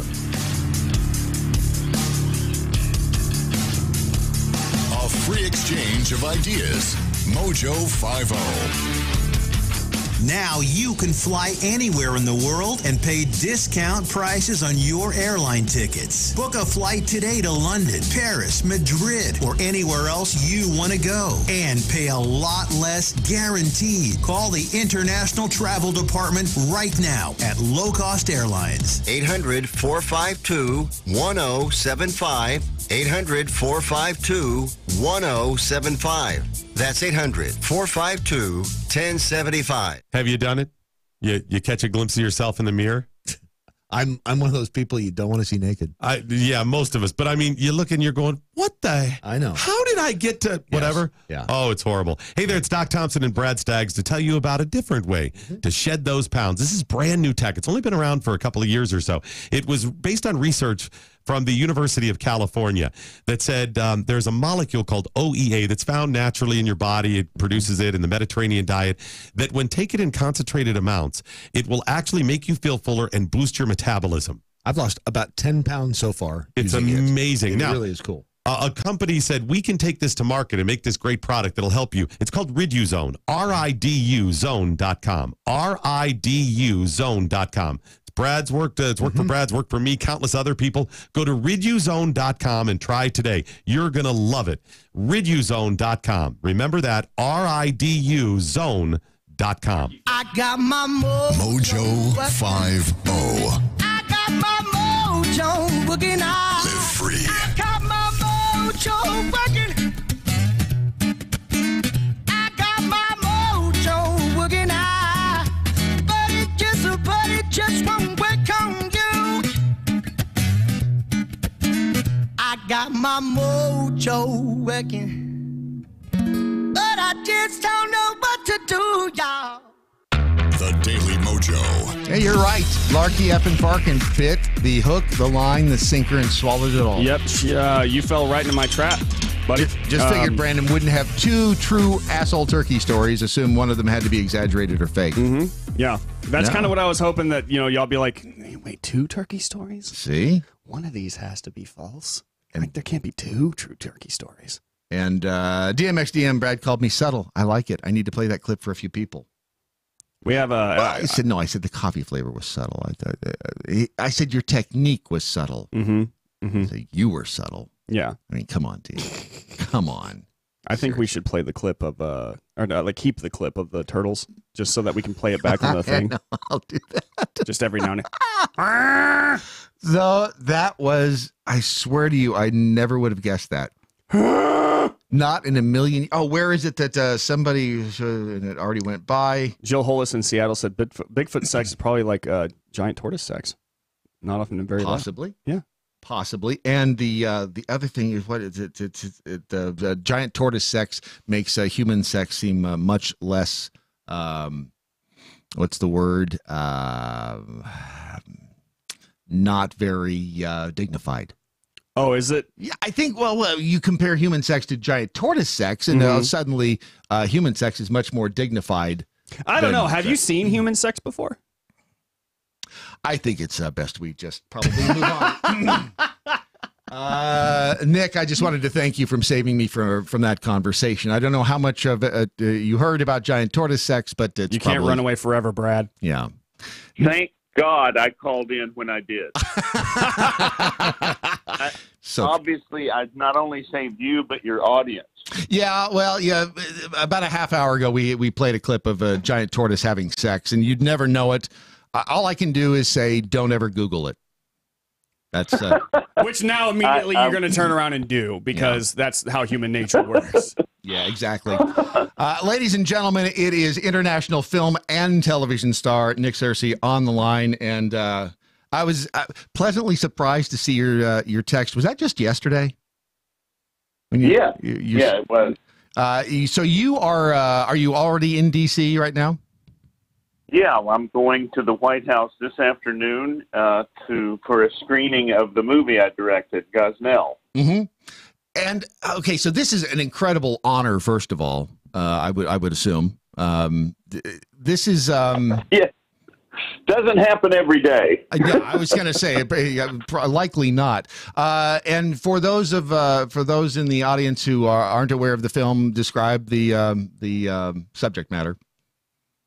Well, it's a film about a true story about Kermit Gosnell, who is an abortion doctor in Philadelphia who was convicted of murder in 2013 for killing babies after they were born. Which is strangely what they're trying to push today, right? As just a thing we do. It is stunning. I mean, and this, like you said, it happened 6 years ago. Look where we are today. In the world of abortion and the laws that they've just passed in New York, it is stunning given the history of abortion that I mean, we obviously don't learn from our past. Yeah, I mean, that's after New York State passed that law this year. I actually wrote an article saying that everything that Gosnell was convicted for is now illegal in New York. Yeah. Would he be convicted today? Mm-hmm. Yeah, I mean, it'd be tough. It would depend on what state he was in, I think. It would depend on where he was operating. And in the real case of Gosnell, the only reason he was what he was doing was discovered was not because they inspected his abortion clinic to find out what he was doing. He was also running drugs out of his clinic, and that investigation led to the murder investigation. So, the point being that a lot of times these clinics are under-inspected, under-regulated, and so you don't really know what's going on in these clinics. Right. Yeah, there was, I think in Texas, a lot of them had to close down because Texas legislature quite literally passed a law that said, look, your clinics, your abortion clinics, at least have to be up to the standards of essentially veterinary clinics, and they just weren't, and so many of them had to close down. And weirdly enough, you had the the pro-abortion crowd out there flipping out about the fact that they had to have clinics that were clean, at least as clean as a veterinary clinic, which is bizarre.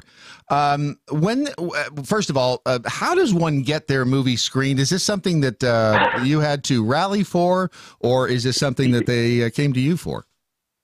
I am just the beneficiary of whatever work was done. I don't really know. I'm sure the producers had something to do with making this happen. I'm just the lowly director on the film. So I don't know what's happening. What I really want to do is direct. My contribution is just artistic. I'm not. But you're part also of the business you are also in the film as well, right? Yes, Yeah. I act in it. I cast myself because I'm one of my favorite actors. I've always loved my work. As a director, what was it like working with Nick Searcy? I mean, was he difficult to work with? Yeah. Was he, No, he was complete. He did. I didn't have to say a word to him. He just did. He just seemed. And might I he say, just did he's exactly what I wanted to. He was the most handsome guy on the set at all times. I don't know what happened. Well, that is so Very cool. gracious, very humble. Yeah, for those of us unable to make it to the White House screening, where can people see the movie now? Well, it is now available on all video streaming platforms. You can get it on iTunes, on Amazon, anything like that, or you can buy the DVD at Amazon or at Walmart or at Best Buy or anything. Anywhere possible. And I'm told it goes to Netflix sometime in May. I was just about to ask that. Like, did you have to propose it to Netflix? I didn't know how that worked, but did you have to struggle to actually have them go, yes, we'll put this up? Well, I believe that was part of ultimately the film took a couple of years to find a distributor because everybody was afraid of the subject matter. Right. But I believe that was part of the final distribution deal. The deal was made with Netflix, I think, long ago before we released it in theaters. Excellent. What's next on your horizon after the screening today? What's your next project? Well, there's a movie in theaters now that I'm in called The Best of Enemies with Sam Rockwell and Taraji P. Henson. You can all rush out and buy a ticket for that. We will do just that. And there's a miniseries 3-night special event on National Geographic Channel that starts Memorial Day called The Hot Zone, which I'm in, which is about the Ebola outbreak. Yeah. Back in the night. Yeah. And when did you say that's coming out? That's I think it premieres on Memorial Day. I can already feel Dana Lash becoming obsessed with this movie. Yeah, exactly. All right, cool. Well, yeah, I mean, I do all the good subjects, abortion, doctors who murder, Ebola. It's Yep. When you think of the top-notch, high-class subject, there's Nick Searcy right there at the top of it all. All right, buddy. Thanks for taking the time out this morning, and say hello to the president for us, and congratulations for this honor, because I'm sure that have you ever been to the White House before? I went once back in 1998 when Bill Clinton was president. I went there with an episode of From the Earth to the Moon that Tom Hanks produced. And the day that I got to Washington, D.C., I pulled the newspaper out of the back of the seat in front of me in the limo, and it was the day they found the Monica Lewinsky dress. Oh, wow. Wow. And I turned to my wife and I said, I bet Hillary's going to be in a good mood tonight. Oh, yeah. Words to live by. So right I'm expecting a much different experience this time. I can imagine. Much warmer reception. Yeah, I can imagine. All right, Nick, be good, enjoy, and we'll talk again soon. Thank you so much. You bet. Talk to you. Nick Searcy is the you watched Justified, right? Oh yeah, I loved him for sure. in Nick Justified. Searcy, yeah, he's honestly one of the coolest guys. Yeah, his acting is it's very good. Plus, he has worked with Tim Oliphant, who I think I might have a man crush on. I do like the fact, he tackles subject matter in his that I really enjoy because it's real, and I like. Oh that. yeah. I can't wait for him to his next film about the roving turkeys in Boston. Exactly. Gosnell, if you've not seen it, you can get it on Amazon and everywhere else. Fine movies are sold or rented. We'll get to your Friday leftovers here in just a second. First, let me tell you about Patriot Mobile. They're true patriots who deal in mobile phones. That's right. Hence the name Patriot Mobile. Patriot Mobile. I mean, it was just a stroke of good luck that they had the website Patriot Mobile and ended up being in the mobile phones for Patriots business. That right there, that is serendipitous. Talk about, man. Yeah. It's a good coincidence, too. Exactly. If you want to be part of the solution and not part of the problem, if you want to make sure that a portion of the money that you are paying to use your cell phone every month is not going to fund things like Planned Parenthood, other progressive causes that you probably do not support. Probably not. I would recommend you go to patriotmobile.com, find out if they have a plan that works for you. You can go there and see what their coverage area is like. See if it's got good coverage in your area. If it does, try it. They'll, in a lot of cases, pay off your existing contract. They'll let you keep your phone, get a new one. It's all up to you. But the first step is to realize you have a problem. And the second step is to go to patriotmobile.com/mojo and find out what they can do for you at patriotmobile.com/mojo. Ron, I say we do the Friday leftovers. And now, Doc Thompson presents the Friday leftovers. These are the great stories we did not get to earlier in the week, so we'll get to them now. Yay! In Copenhagen, Denmark. I already like the way you say that. Thank you. In the Copenhagen. Is the Copenhagen. The police spokeswoman, Karina Skagerlind. That's a good thing you don't have to say her last name all the time. Skagerlind. She says an off-duty police officer found himself sitting in the same sauna. That's how they say it there. Mm-hmm. That's sauna. Sauna. In Rinkeby. It's a Stockholm suburb that a fugitive was also sitting in, who had dodged a jail sentence for aggravated assault, among other offenses. Skagerlund says that after the two recognized each other, this would be akin to the Coyote and the Roadrunner, looking at discovering that they were both sitting in the same sauna at the same time. Sauna? Together. Yeah. Naked. Oh. Yes. Oh. The naked police officer calmly, once recognizing the other man, calmly told the man that he should consider himself arrested. She said Tuesday the officer called colleagues to pick up the fugitive, adding that the arrest was undramatic and the wanted man didn't try to flee. The officer was praised for the arrest, and police warned fugitives on Facebook, "We are everywhere, even if you don't see us. We are there." I just love the whole entire idea. Suppose you're like chasing after a guy. Right. He's running from you at top speed. Right. All right. You don't know if you're going to catch him or not at this point. Right. You're starting to tire out. Yeah. But suddenly, you scream out, "Consider yourself arrested!" And the guy just stops and goes, "Ah, damn!" Well, right, see? Fair cop. You know, here's the thing. I think that it may be the fact that they were both naked. I mean, when you strip down to when you take all of the other constructs, all of the other defining characteristics of human beings away, that being the clothes, the makeup, the hairstyles, the trappings of modern life. When you strip us down to just our buck naked bodies, are we not all alike? Are we not all the same in the eyes of God? We're all nude on the... Yeah. No. Which is probably just not a good idea to sit in the same sauna. Where the... Here's the... if you're... Where the police tend to sit naked. If there's another dude in there with you, or like another dude there, and he's got his pants off in a sauna... Right. He's probably not there to relax. Right. Well, if he's flashing it everywhere for the world to see... Right. He's probably there for different reasons. That could be true. There's no word on whether or not the police officer had his badge. And if he did, where he kept it. Let's move on to India.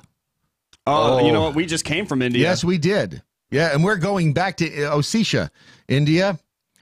Osisha? The incident took place in Nabarangpur. Never been to Kapoor? Oh, twice in my lifetime. That's a district in India. Prabhu Batara had stopped to go to the bathroom on the way home from a wedding when he, this is where things started to go wrong, he saw a bear. He saw a bear. And he thought it would be a good idea to take a selfie. Of course he did. With the bear. Of course he did. Batara's friends, let's say that Batara hung out with smart people, because what did they tell Batara before he approached the bear and after he said it would be a good idea to take a selfie with the bear? What do you think his friends told him? I'm going to assume... Smart people being they. Yeah. They said, "Bro, you should totally take a selfie with that bear. Because do it for the gram, bro." See, that was the one smartass that he had as a friend was telling him to go ahead and do it. The rest of them were saying, nope. Oh, so only one of them was like, let's be smart about this. Yes. That's a wild bear. It can kill you. Right. And the other ones were like, dude, that bear's not going to kill you. I've seen Disney movies. Right. I've seen Smokey the Bear. Yeah. He's not going to He wants to just prevent fires. Can prevent forest fires.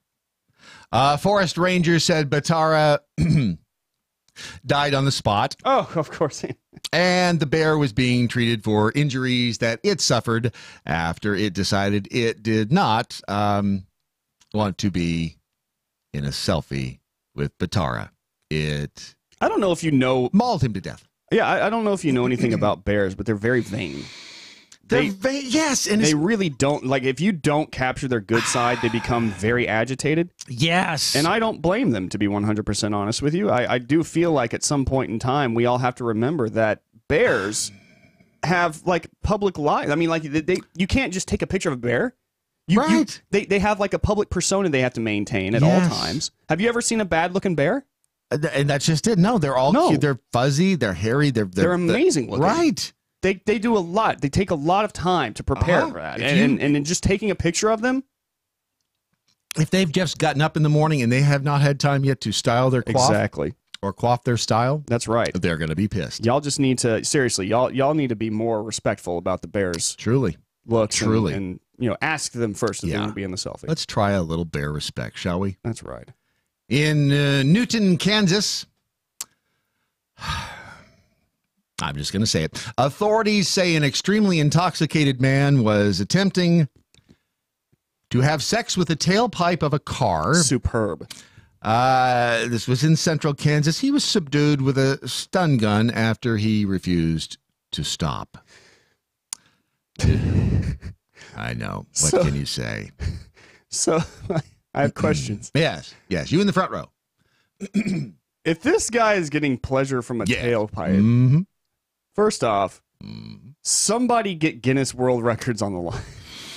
Because this is not unique to... Have you ever seen a video of a guy in a car engaged in amorous activities? I guess I'm just like...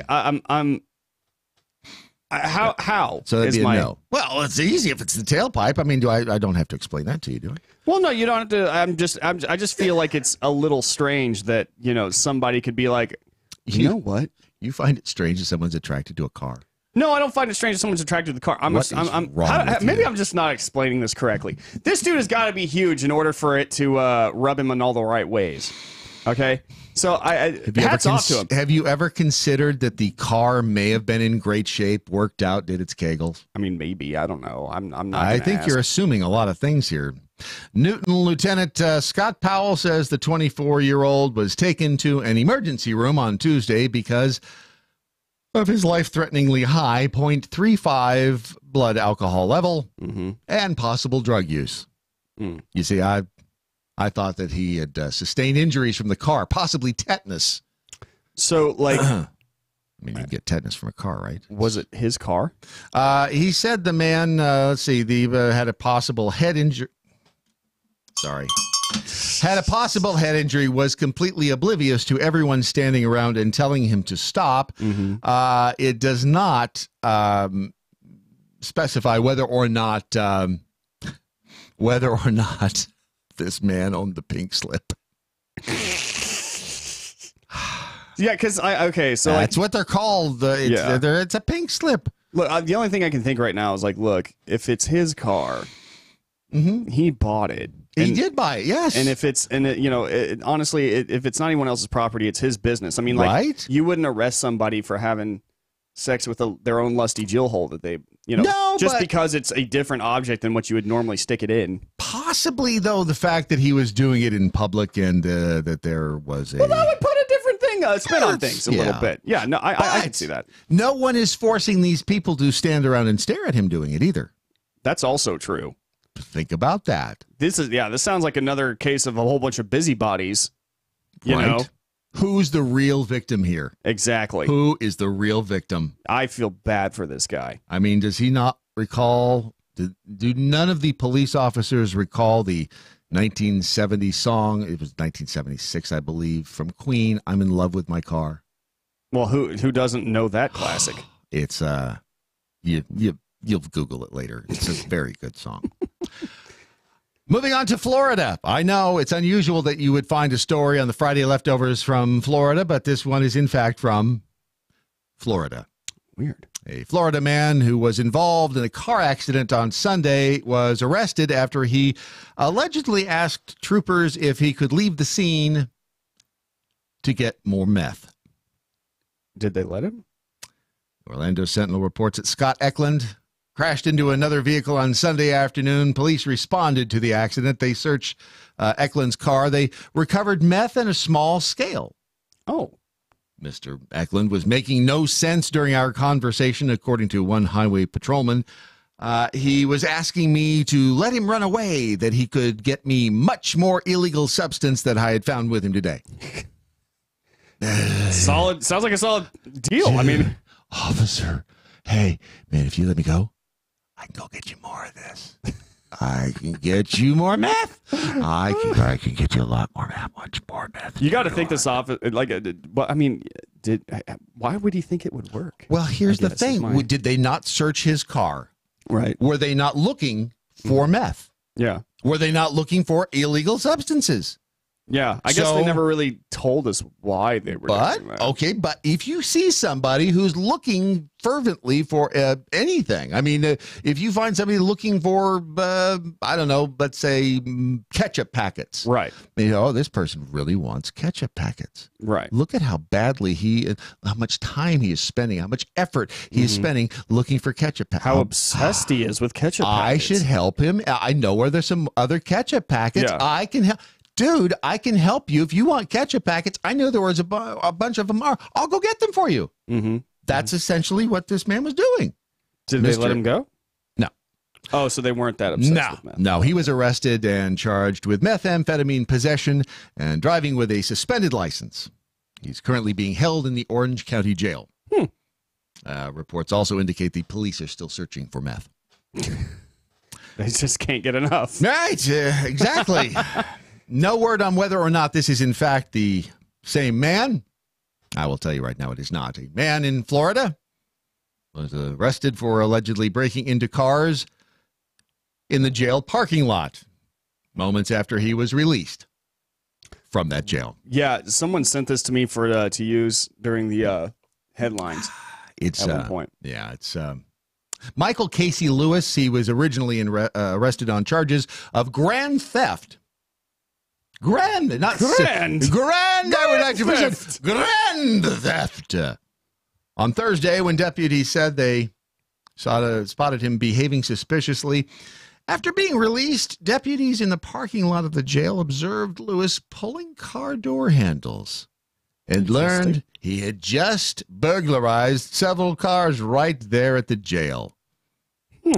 Surveillance video captured Lewis briefly getting into a silver vehicle and then walking around the rest of the parking lot, looking into cars and checking to see whether they were unlocked. According to his arrest affidavit, they say he was waiting for his girlfriend to pick him up. And he just thought he'd pass the time. Yes. Well, the officers noticed that he had cigarettes and cash, which is unusual for someone being or having just been released from jail. Generally, you don't have either of those things. Another officer confronted Lewis after seeing the surveillance video, and the suspect handed him a brown paper bag he'd taken from a car filled with cigarettes, a debit card, a Florida driver's license, and $547 in cash. Hang on. These are all things he got from the parking lot. $547 in cash? Are people just... Apparently prison parking lots, man. That's the place to go if you want to rob some cars. He had also taken an iPhone 7 worth about $1,000. What the hell did it? You know what? I'm not even mad at this guy now. I'm actually upset with all these people leaving all this stuff. They were like, well, you know, this might be one of the safest places to be. You can just leave all my stuff in here in the prison parking lot. No one's going to steal it. No! Now, I'm after this, I'm going to a prison parking lot, and I'm just going to freaking wreak havoc. He was rebooked at the jail and on additional burglary charges and released again with a bond of $11,000.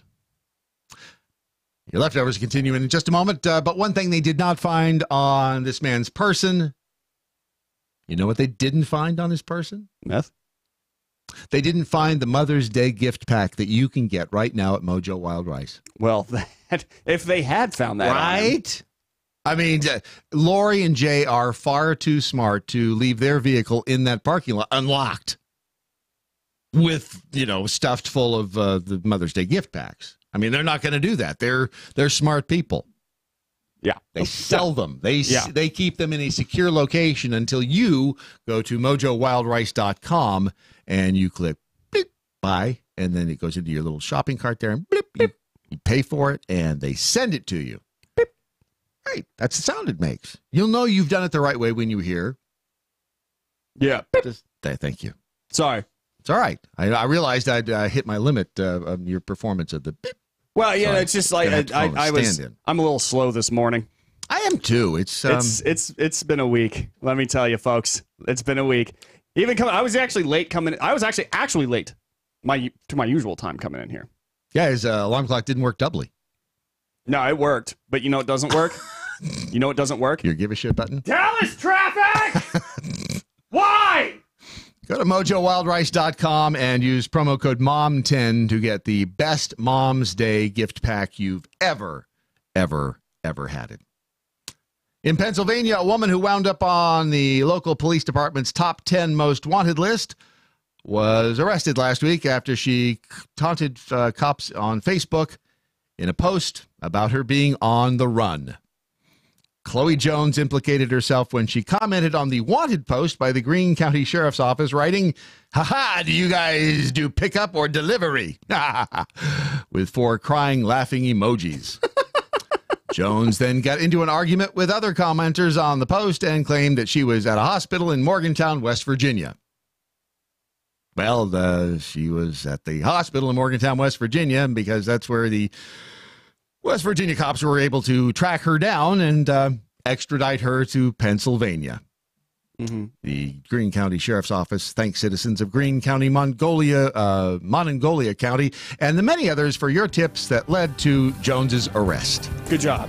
Yes. Good job. She's not going to be a new member of Mensa anytime soon. I don't think so. I don't believe. Those are your Friday leftovers. Coming up, we got Suspicious Package Friday and Netflix and chill. So much to come on your Daily Mojo.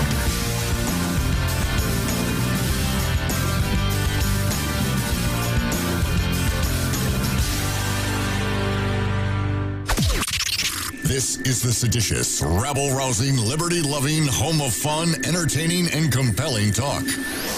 Mojo 50. News this hour from townhall.com. I'm Rich Thomason.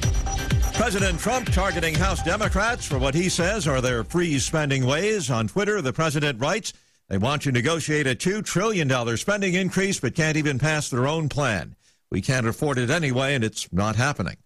One Republican lawmaker wants to help small companies provide better health care for their employees. Senator Mike Enzi of Wyoming says as a small business owner himself, he knows small business owners want to provide comprehensive health insurance to their employees. That's why his Association Health Plan Act of 2019 would codify their right to join together and negotiate. As though they were a single large employer who have more buying power. But federal judges just last month struck down several association health plans that had been allowed by new rules issued last year by the White House. Bob Agnew, Capitol Hill.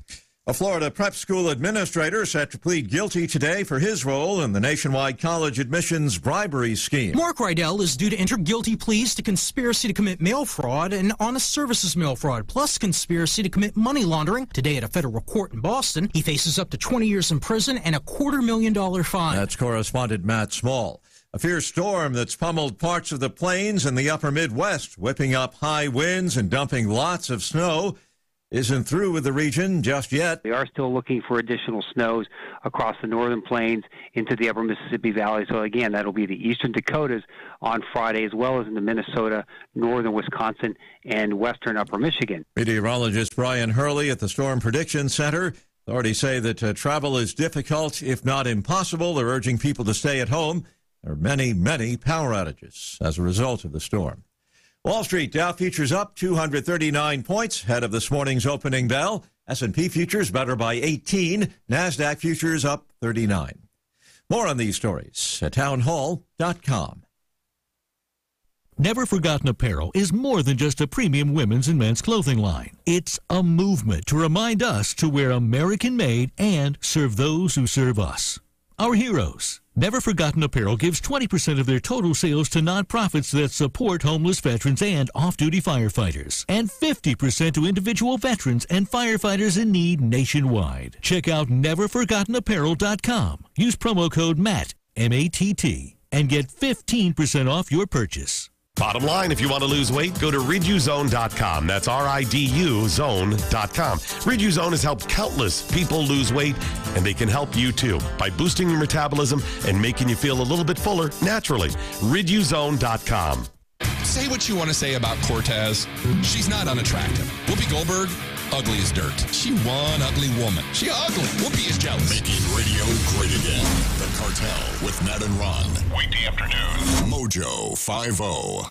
Hey guys, Matt Locke, the Conservative Cartel. I'd like to take a minute and tell you about a new weight loss product that's instantly becoming part of the MoJo 5-0 family. It was launched by a Dallas area company who had taken the good stuff in olive oil and created a patented product that helps people control their appetite and lose weight. It's also a big help to keep the weight off. A 6-year study of former contestants from The Biggest Loser showed that when you lose weight, your body actually thinks something bad has happened, and it fights back by slowing your metabolism and boosting your appetite. One Riduzone client, Sarah, recently lost over 100 pounds. While she looks amazing, she has been struggling every day with cravings. Now that she's taking Riduzone, she says it's so much easier to control her appetite and she's not thinking about food all day. Riduzone contains a patented ingredient that has been shown to boost metabolism and reduce appetite while helping you burn fat. For a short time, we have a 30% off deal for our show. Just go to riduzone.com, RIDUZONE.com, and enter the code MATT, M-A-T-T. That's Riduzone, RIDUZONE.com. This is the MoJo 5-0 Institute for the Advanced Application of Freedom. Ya bitches.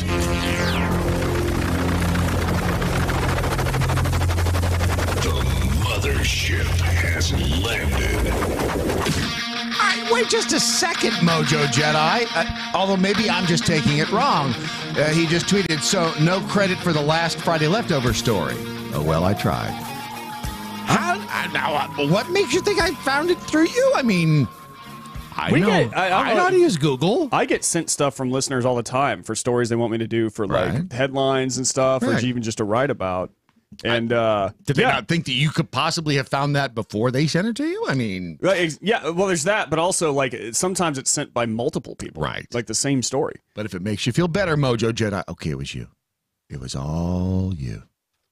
Or are you claiming he was in the story? Maybe. I love Pickle Rick Jedi, MoJo Jedi. Yeah, right? He's my boy. Is he off the meth? I don't know if he's off the meth, but you know, he's a Code Monkey faithful. So there you go. So I'll claim him. Sex Bob-omb. Sex Bob-omb! Yes! I like, see, what they do is they put the picture up so that it ends up on the Twitter wall behind you. Yeah. So that they can, actually the tailpipe that is suspiciously... you know what really is bugging me about that picture? Is it making you hot? No. What? It's been used. You can tell it's... Oh! Wow. Do not, whatever you do not take a still shot of the program and zoom in on that. Don't do that. It's just nasty. Doc Thompson got run over by an Amtrak, says, hey, Rants of Izzo, some guy that made the Friday leftovers found Frito Ricky's paper bag of stripper money. That's true. All $547 of it. It's, wow. And there you have it. There's a woman in Houston. Nantucket? Oh, okay. There once was that's a man. Oh.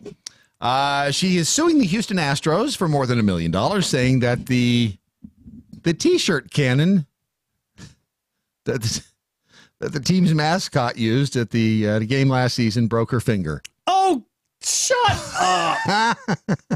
Did you go for the shirt that was? Did you try to grab the shirt? Jennifer Harugady alleges the mascot, who's named Orbit, shattered her left index finger during a game last July when a T-shirt fired from the bazooka-style assault cannon into the stand struck her finger. The Astros said in a statement, the team is aware of the lawsuit with allegations regarding Orbit's T-shirt launcher. We do not agree with the allegations. The Astros will continue to use the fan-popular T-shirt launchers during games. As this is an ongoing legal matter, we will have no further comment on this matter. Yeah, I totally think they should just keep doing this. Oh, absolutely. Seriously, there's always going to be that one person in the crowd that's like, oh my God, I suffered somehow because of something that everyone does all the time, and I think it's super fun, or everyone else thinks it's super fun, but me, not me. I'm Karen. You know what would stop? I want to see the manager. You know what would stop this activity? What? Public stonings. Just take her out front and just hurl stones at her. You know what, Brad? Am I right? Well, am I right? As Allah be praised, you are. I mean, you think your finger hurts from a T-shirt cannon? Wait until we pelt you with rocks. Have you ever seen? Oh God, no, I can't think of the movie. But it's a good one, I'll bet you. It's the one where he's like, oh, I've been shot. He goes, I'm gonna help you get rid of the pain. It's major pain. Oh, well, you ever seen that movie? And he takes the guy's hand. He's like, give me a hand. Give me a hand. It's okay. Let me see it. Let me see it. And he breaks the guy's finger. And the guy's like, ah! And he's like, do you feel your leg? No. See? Forgot that pain, didn't you? And that's the key. If you're having pain right now in your tum-tum, in your tummy tum-tum, it might be your tummy telling you it doesn't feel a lot of love. Which there's a solution for that. It's not lovemytailpipe.com. It's lovemytummy.com. That's right. I mean, really, seriously, do not go to lovemytailpipe.com. Don't do that. It's very bad. Go, however, to lovemytummy.com if you are experiencing bloating, if you are experiencing that nasty feeling, or as Jeremy Hansen says, the explosive bouts of diarrhea. Oh, my God. I was listening one afternoon to Jeremy Hansen. Was going somewhere, and he starts talking about these explosive bouts of diarrhea and how you should go to Love My. I'm thinking, wow, that's a sales point right there. Yeah. Whew. Well, and true. If you are experiencing that, go to lovemytummy.com. It's Atrantil is it works on your digestive system. Essentially, it works on the bacteria in your gut. The bacteria that we're finding every day is more and more important in everything from depression to weight gain to you name it. Soon we're going to find out that our gut bacteria is actually us. Like we are gut bacteria. All of our higher brain function is actually just a result of whatever the gut bacteria has voted. We're like the dude in Men in Black that was riding around in the helmet. Right. Yeah. We're We're actually our gut bacteria. Oh, that is such a trip. Yeah. Lovemytummy.com. Help that gut bacteria. Help yourself. Lovemytummy.com. So Ron has informed me that he may not be able to play a large role today in Netflix and Chill Fridays. He says he's working. He's putting out fires. Drama. He says there's drama somewhere. There's drama. I don't know what the drama could be, but he says there's drama. Which it's okay. Let me put it this way, Ron. If you can't, you think you got drama, try being a flesh-eating zombie. Well, that's a great point. See, Brad. And that's the problem in the Santa Clarita Diet. I see what you did. I see what you did there. See, wow. I know. I will accept your awards later. Santa Clarita. If you haven't seen it, and if you are, okay. So when you look at the promos for Santa Clarita Diet, it's like, first of all, it's like you look at it and go, what the hell? Yeah. It's Drew Barrymore. It's Tim Oliphant. And it's honestly, the first time I saw it, this has been a couple of years ago when it first premiered, I was like, that's the same guy from Justified and Deadwood. And we'll get to that in a second. But it's like, man, he's got a range to him. Yeah. Timothy Oliphant is funny in Santa Clarita Diet. It's Drew Barrymore and he. And it's about a woman who ends up, she ends up being the living dead and has to eat people. And it's a comedy. It looks funny. It is funny. Drew Barrymore, she actually really does pull off this comedy quirky girl really well. And this fits so perfectly in this show. I've got to say. It's really, well, and it's like when she did, was it 50 First Dates with Adam Sandler? She's very, it's a very, she plays the ditzy role.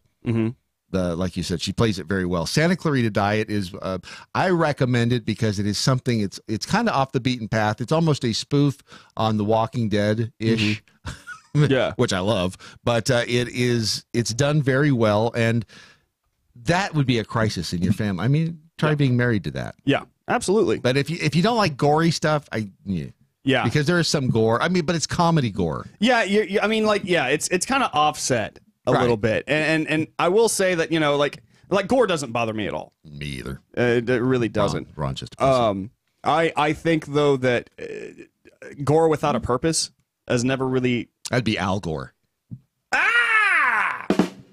Wow, Brad! Thank you. That was impressive. I'm contractually obligated to come up with at least 4 good one-liners per show. And that was number 4, so the rest of the day. It's just downhill from here. Peace out, bitches. No. I mean, Santa Clara Diet is one of those shows that, I don't know, you kind of expect it to be a certain way because of the gore. Yeah. But it really works with the show. It does. It's funny gore. Yeah, it is funny. It is funny. That'd be Tipper gore. Let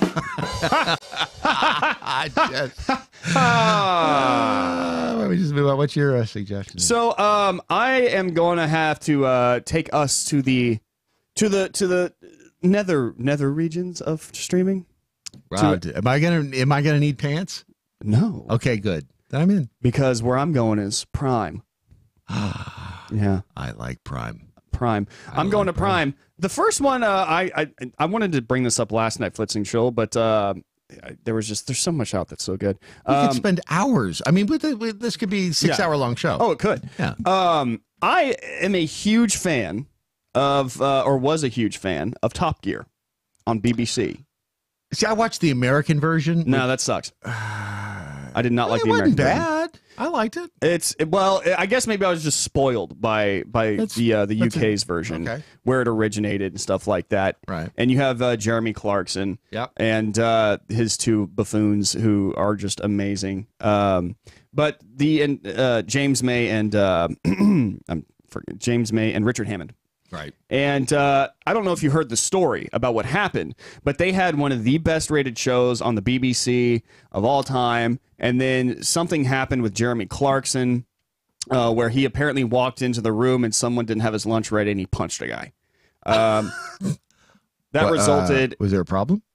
You know what? I don't know what the. Here's the thing is I immediately took Clarkson's side. You've been working all day on a television show. You come in and you're ready for lunch and it's not there. I don't know. I'm not sure that was the entire story because I know that the BBC tends to tell its own side of the story, and they hated Clarkson already because he's kind of a right-wing guy in the UK. And a right-wing guy in the UK is just not welcome. So I would kick their ass in the war. And so I'm willing to bet that they were looking for any reason to get rid of him, and they finally found it. Anyway, they end up forcing him to resign off the show, and Richard Hammond and James May both followed him. They were like, well, because they were offered to be able to keep it, and they were just like, no, we're not going to do this without Clarkson. I remember that. How long ago was that? I think that was about 5 or 4 maybe years ago. Yeah, it's been a while. But anyway, they started their own show now with the help of Amazon called The Grand Tour, which is essentially more or less Top Gear. Right. But now they have full control over their show. Now the first season it's not as charming as Top Gear, the first season. But then it just gets so much better going into second and third seasons. I'm really impressed with the things that they do, the ideas that they come up with. It is for those of you who don't know what Top Gear is, or now the Grand Tour, it is a car show. It's a car show. Sort of. It's sort of a car show. They will talk to you about these new cars that are coming out, sports cars and all this stuff, and it is really cool looking to watch and see, and they make everything look so interesting. Even if you're not a car person, it is fascinating to watch them talk about these cars. Yeah. But it's not just that. They will actually go out on adventures.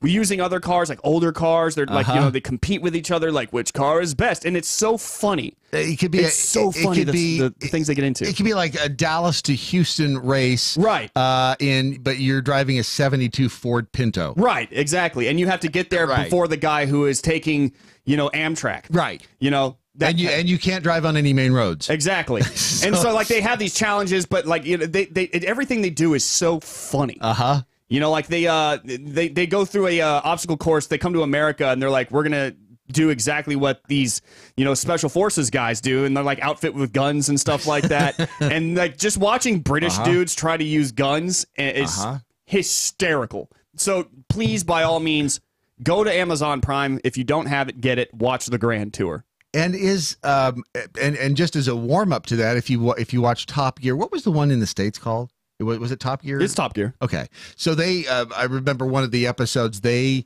were like, it was land yachts they were driving, like 75 Lincoln Continentals, and one part of this race or challenge was going over a cliff and trying to land the car on a bouncing, like a moon bounce. That's the kind of stuff they get up to. And it's hysterical. Yeah, they drive over, they send the car over the cliff. Yeah. I remember one of them, it hits the moon, misses the moon bounce altogether, boom, lands on the ground. And the other one hits it, and I think lands right on its four wheels so he can drive. It's just, it's even if you're not a car person, it's just funny. It's absolutely fascinating and to watch. entertaining and not your usual crap. Yeah. I mean, they go above and beyond. Like they're like, can we outrun an Apache helicopter that's shooting at us? Right. Well, they try it. You know, it's hysterical to watch. So by all means, the Grand Tour, Amazon Prime. All right. So this is actually on HBO. Oh, HBO. But here's the thing about HBO: you can get it as an add-on on Prime.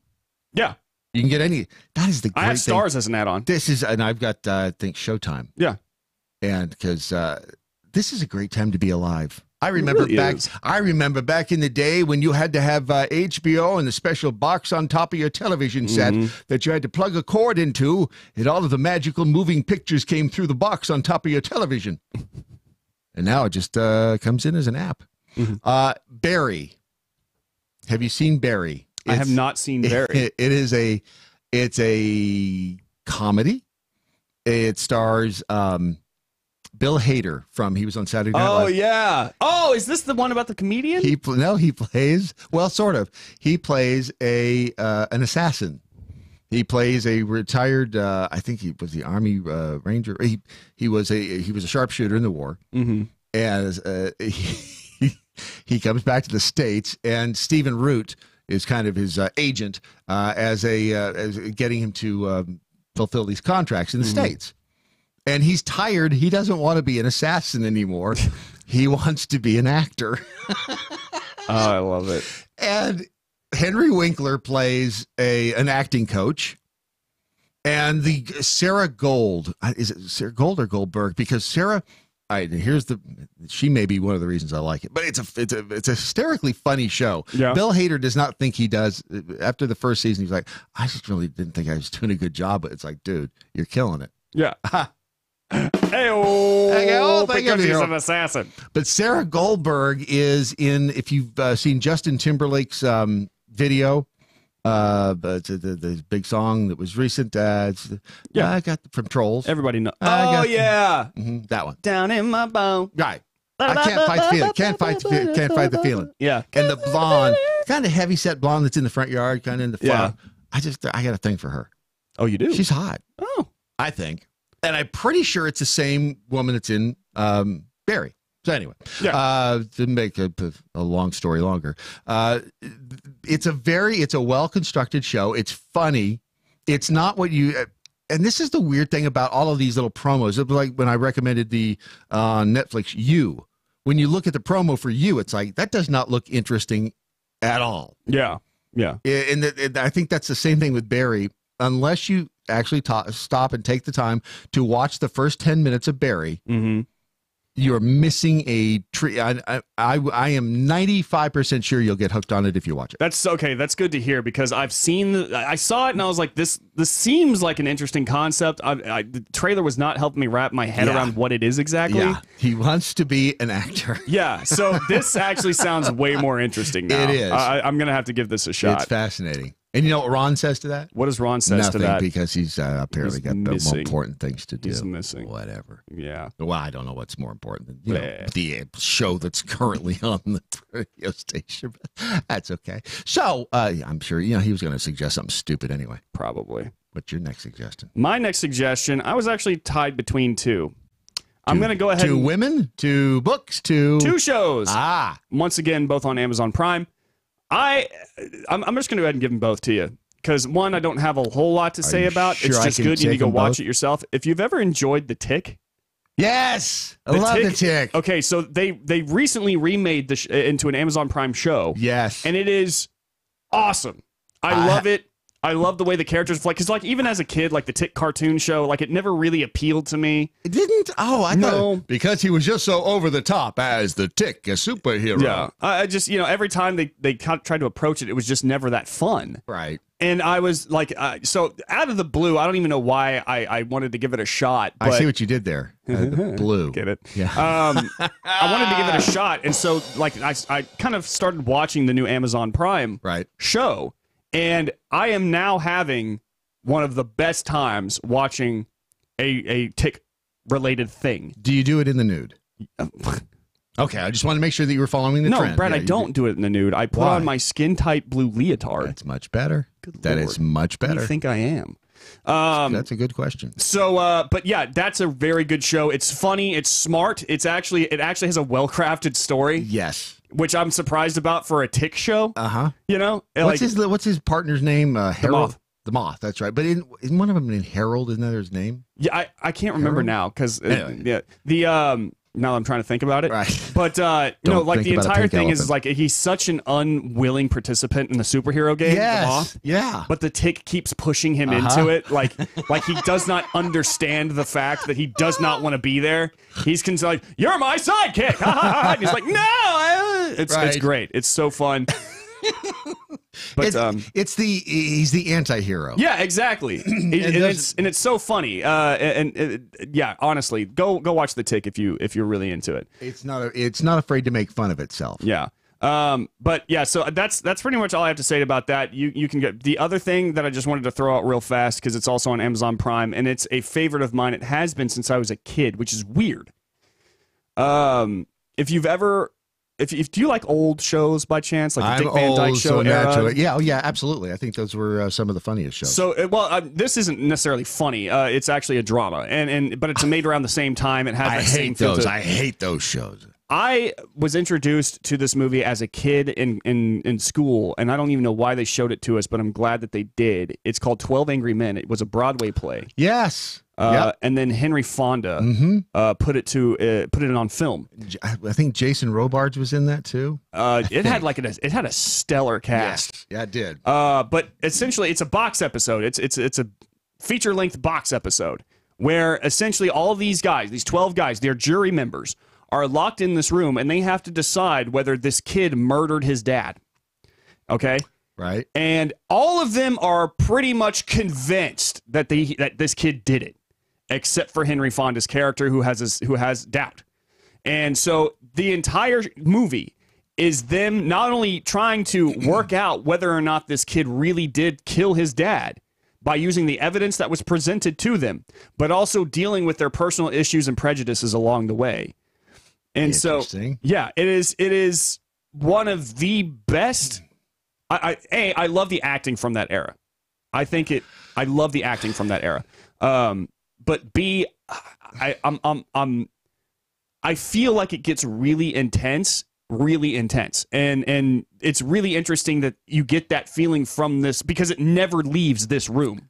The entire movie takes place in this one juror's room, and you get to know these characters so well in the span of the time. You don't always like they don't really delve into their backstory a lot, but you get to know them really well, and that to me is one of the best masterpieces of cinema I have ever seen. I read this quote a long time ago. It was the people who wrote movies and television way back when grew up on books. Yeah. People who write movies and television now grew up on television. Mm-hmm. Mm-hmm. There is a direct correlation, I think, to that, to the writing of movies and television shows back in the day. Yeah. Back in the day, I just think it was from a different mindset. They had different, obviously, source material, but it was a different mindset in the way you presented things. Yeah. In a visual sense. Mm-hmm. Speaking of presenting in a visual sense, if you, and this is because the movie that they said could never happen is happening on May 31st. On HBO. It's Deadwood. Have you ever seen Deadwood the series? No. OMG. Deadwood, the series, it's a fictionalized account of Deadwood, South Dakota, with Seth Bullock, who was the sheriff there, but not as long as he is on the show. He was the sheriff there. Wild Bill, Calamity Jane were characters that came in and throughout Deadwood, South Dakota. Yeah. It is a show that ended 12, 13 years ago on HBO and really ended on a cliffhanger that they never resolved. It was very controversial for the time because they used the F word. What? Like every seventh word. I mean, truly, the biggest controversy surrounding the show when it was on the air was the fact that their language, did they really speak like that in the Old West? And Timothy Olyphant's in it, Ian McShane from, very small part on Game of Thrones, from Ray Donovan. Man, the list of people goes on and on that I know you've seen in movies prior. Deadwood is coming out May 31st. If you have time between now and then, I recommend that you watch Deadwood. It was only on 3 seasons on HBO. You don't mind a little language. It's a little salty, but the stories are compelling, and let me tell you, it made me, last year we went to Deadwood, South Dakota, and spent a few days there. That's how compelled I was. Yeah. Okay. So, Deadwood. Yes. I will give it. I love Westerns. I will definitely give it a shot. You'll love it, and I love Timothy Olyphant. So he's in it too. That's all we've only got like 30 seconds left. Mojo Jedi agrees with you, by the way. Yeah, Mojo, yeah. And he wants to talk to you at MoJoCon. Pickle Rick. I think he might have a crush on you. He does. No, I love that Bob Blah Blah loves the Grand Tour, says it's the best series. Blah, blah. And he's right. I will sit there and watch that for hours. Yeah. By the way, when we say don't Google something, don't Google it. Jeez. Suspicious Package Friday's next. Whoa! It's your Daily Mojo. High capacity, fully automatic, large caliber, freedom. MoJo 50. There's an old saying, what is right is not always popular, and what is popular is not always right. It's likely that 2020 presidential candidate and new millionaire Bernie Sanders used to tell us the former about his long-standing Medicare for All idea, but lately he's been telling us all about the popularity of his plan, which I debunked yesterday. So we have to turn to finding out if Medicare for All is right, and that means understanding if the costs add up today. Much like Sanders' claim of popularity, his math happens to be a bit fuzzy on the details. First, we need to know that outside of private health insurance today, Americans are paying about $2.4 trillion per year in Medicare, Medicaid, out-of-pocket costs, and other healthcare spending. As for the change in spending and cost per year in Bernie's plan, the New York Times reached out to 5 different economists and/or think tanks across the political spectrum. Estimates for the cost range from a low of $2.5 trillion per year from Gerald Freeman, who was off-quoted by Bernie's 2016 campaign, to a high of $3.87 trillion, according to the Urban Institute. Every plan outside of Freeman's puts the cost over the $3 trillion mark per year for your reference. Now that we know the total cost per year, how do Sanders want to pay for it all? Get ready to open up your wallet, because there would be a 4% employee tax exempting the first $29,000 for a family of 4 and a 7.5% premium paid by employers exempting the first $2 million in payroll. After he hits your paycheck, those making over $10 million would be hit with a 70% top marginal rate. Bernie wants to establish an extreme wealth tax, close individual loopholes, eliminate corporate accounting gimmicks, and impose fees on larger financial institutions as well. In other words, no one misses out on paying a lot more, something over 60% of people say they would not approve of. I'm Andrew Coppins, and this has been By the Numbers. You can follow me on all the socials at The Coppins Show. By the Numbers with Andrew Coppins is powered by TarRiverArms.com. They've revolutionized online firearm sales with high-resolution pictures, 3D imaging, and the best prices. How much will you save? Find out at TarRiverArms.com. That's TarRiverArms.com. The Daily Mojo. Well, I tell you, it's an intuitive audience. It's an intuitive audience. That's why I love the jackholes. Just check out use the hashtag What I Learned Today. You'll find out exactly what I'm talking about. I'm going to turn this whole thing over to you, the Brandon Morse, because you are the concoctor. The concoctor. You like that? I am the concoctor. The inventor, the proprietor in residence of do you have like an open for it or anything? No, I don't have an open for it. We could make one. Apropos. Thank you. Basically, this is Suspicious Package Friday. It's where the fans, you guys, send in things to us for us to open and to either celebrate or completely just lose our minds over. Last Suspicious Package Friday was, to say the least, insane. I cannot believe some of the stuff that we received in that. Was it last week or the week before the peas? That was the week before. A whole y'all are cray. Yeah. This first one comes from Lauren in New York. And Lauren in New York, apparently, she likes to write. I like the fact that she likes to write really big on the package here. But the problem is that apparently the postage that she sends in isn't enough. This is the second time apparently she sent something in. The guy comes up and they're like, Patrick. They find Patrick for some reason. Like, hey, we got a letter for you here, but you owe us $2.97 before we can give it to you. And he keeps paying it. And he keeps paying it. She's brilliant. Lauren, you're either trolling Patrick really hardcore right now, or you don't understand how postage works. I love you, though. I'm going with the trolling. I'm going to go. I hope it's the trolling, because that's hysterical. She's far too smart to, that's absolutely what she's doing. So here it is. Let's see what Lauren from New York sent us. You tore that open with your bare hands. I did. Man. Oh, that's impressive. What? Oh, it's a jar of something. What is it? What is it? Molding paste. Got to be phenomenal. What the hell? Oh, it's grooming. Is it like for beards? Open it. Do it with the dab. Work a dab, damp or dry hair for physically groomed stuff. Oh, I think it's snakes in a can. I think it's snakes in a can. Yeah, I do. I think. No, it's actually. See, I got you though. Oh, it smells good too. I want to smell it. Yeah, try that, man.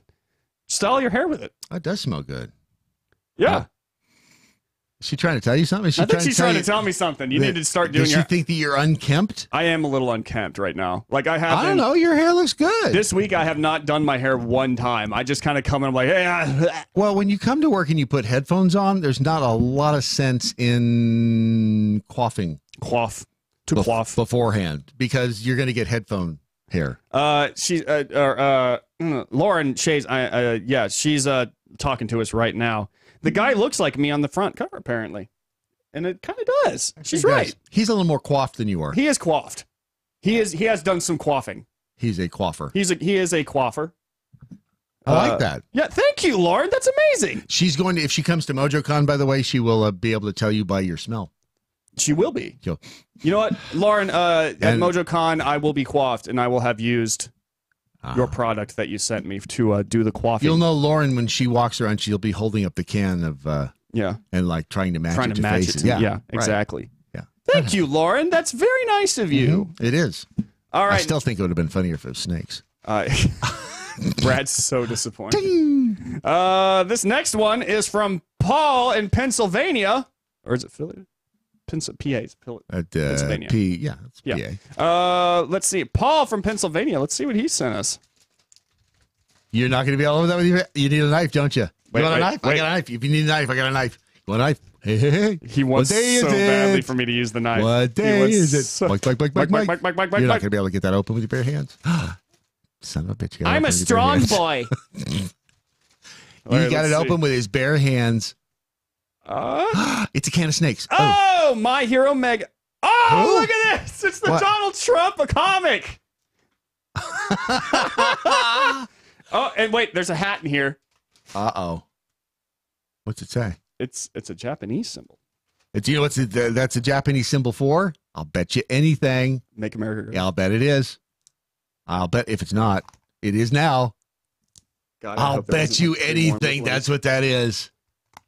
Mike. What day is it? I bet that is what. Let me look up. Oh yeah, because look, the she's wearing the hat. Yes, on the cover. See, there was the clue on the cover of the comic. My Hero Mega Media, Wall Might, and it's got Donald Trump looking like he's swole. He's hella swole, and there's a kid with white hair for some reason. I don't know why his hair is white, but he's running because he was scared. Let me see the front of your hat. Is it not the same hat this lady is wearing? Yeah. Look, yeah. Symbol? Yeah. Is it the same symbol? Yeah. That's amazing. But I don't know if that's a Japanese manga. Yeah, Japanese manga's world. Huh. Oh, dude, look at this. It's anime. It's an art form. Yeah, I grew up on anime. Do you ever watch Supernatural? Yes, I do. Dude, it's anime. It's an art. Dude. It's not porn. It's anime. Dude, this is great. Look at it. A Trump, so it's a Trump comic in Japanese. Your turn. And then he hits the ground and a wall springs up and it's like white and has gold bordering. This is amazing. So wait a minute. Is that like his superpower in there that he can like make a wall anywhere? I may be the current holder of the pluribus unum, but I'm not the first. There have been many champions over the decades entrusted with this power. Some of them were even greater than myself. So great. And it's got, look at it, George Washington. It's got Ronald Reagan and said some of them were disappointments. Sad. Barack Obama's crossed out. Okay, so where is this? Where is this? Is this published here or is it published in Japan? This, let's see here. This looks like it might be published here, AntarcticPress.com. So, well, it's published in Antarctica, apparently. It's published in Antarctica. Dude, I cannot wait to read this. This is amazing. Oh, it's got Hillary Bot. Oh, wow. He's got a face-off against Hillary Bot. Okay, that's cool. See, I'm getting exposed to things I've never been exposed to before. Oh, my God. Look at... Isn't that a cool hat? This is a cool... I'm going to wear it everywhere. People see, and that's the beauty of it, is you're going to be trolling right in their face. Exactly. And they're not going to know it. Unless they are Japanese and they're like leftist, hardcore social justice warrior Japanese. Like, and Japanese people all know... Oh, Brandon, son! They all know Bruce Lee and karate. So they're going to kick your ass. They are going to kick my ass. They're going to come flying and kick your ass even before you know it, because they'll know what your hat says before you, and you'll forget you have it on. Yeah. And you'll be like, dude, why are you going all karate on my ass? And you're... I cannot defend this. See? All right, I can't. The kung fu is too expert. And their lips won't be matching. Exactly. Piss off. I want one of those hats now. Dude, that's so cool. I am so in love with this hat. Who sent that? This is from Paul of Pennsylvania. I don't like to read the last name, just in case. What is it? Peekapool, the snarky jackal, Brandon, PA. Is that Pennsylvania? Philadelphia? I don't know. Hell, I don't know. I don't know. Which is funny because I'm a writer and I have to write this stuff sometimes, but I always get confused. What's MO? Missouri? Sure. Sure. Let's open the next one. Okay. What's MI? Mississippi. Or is it Michigan? Oh, shut up. What's MS? It's a type of disease. Right. Thank you. What was wrong with the old zip codes and the old state abbreviations that had, like, Kentucky was... and then AP style had to come along. Right. Like, they don't have to be 2 letters. Whatever. God. Screwed it up for the rest. You can't open that without a knife, can you? You can't get that one. I'm actually going to need the knife. No, I want to watch you try to get it open without a knife. Go ahead. I can't, Go Brad. ahead. All right. You can borrow my knife. Thank you. For $10. Damn it. You drive a hard bargain. Yeah. There you go. All right. Damn, This is a knife. That's a knife. Yeah, that's definitely a knife. All right. Brandon is slicing through with a razor sharp knife from, by the way, this is probably the best, I'm really liking the best knife I've ever owned. I've handled a few knives in my day. Mm-hmm. Jason's knife I've handled a few times.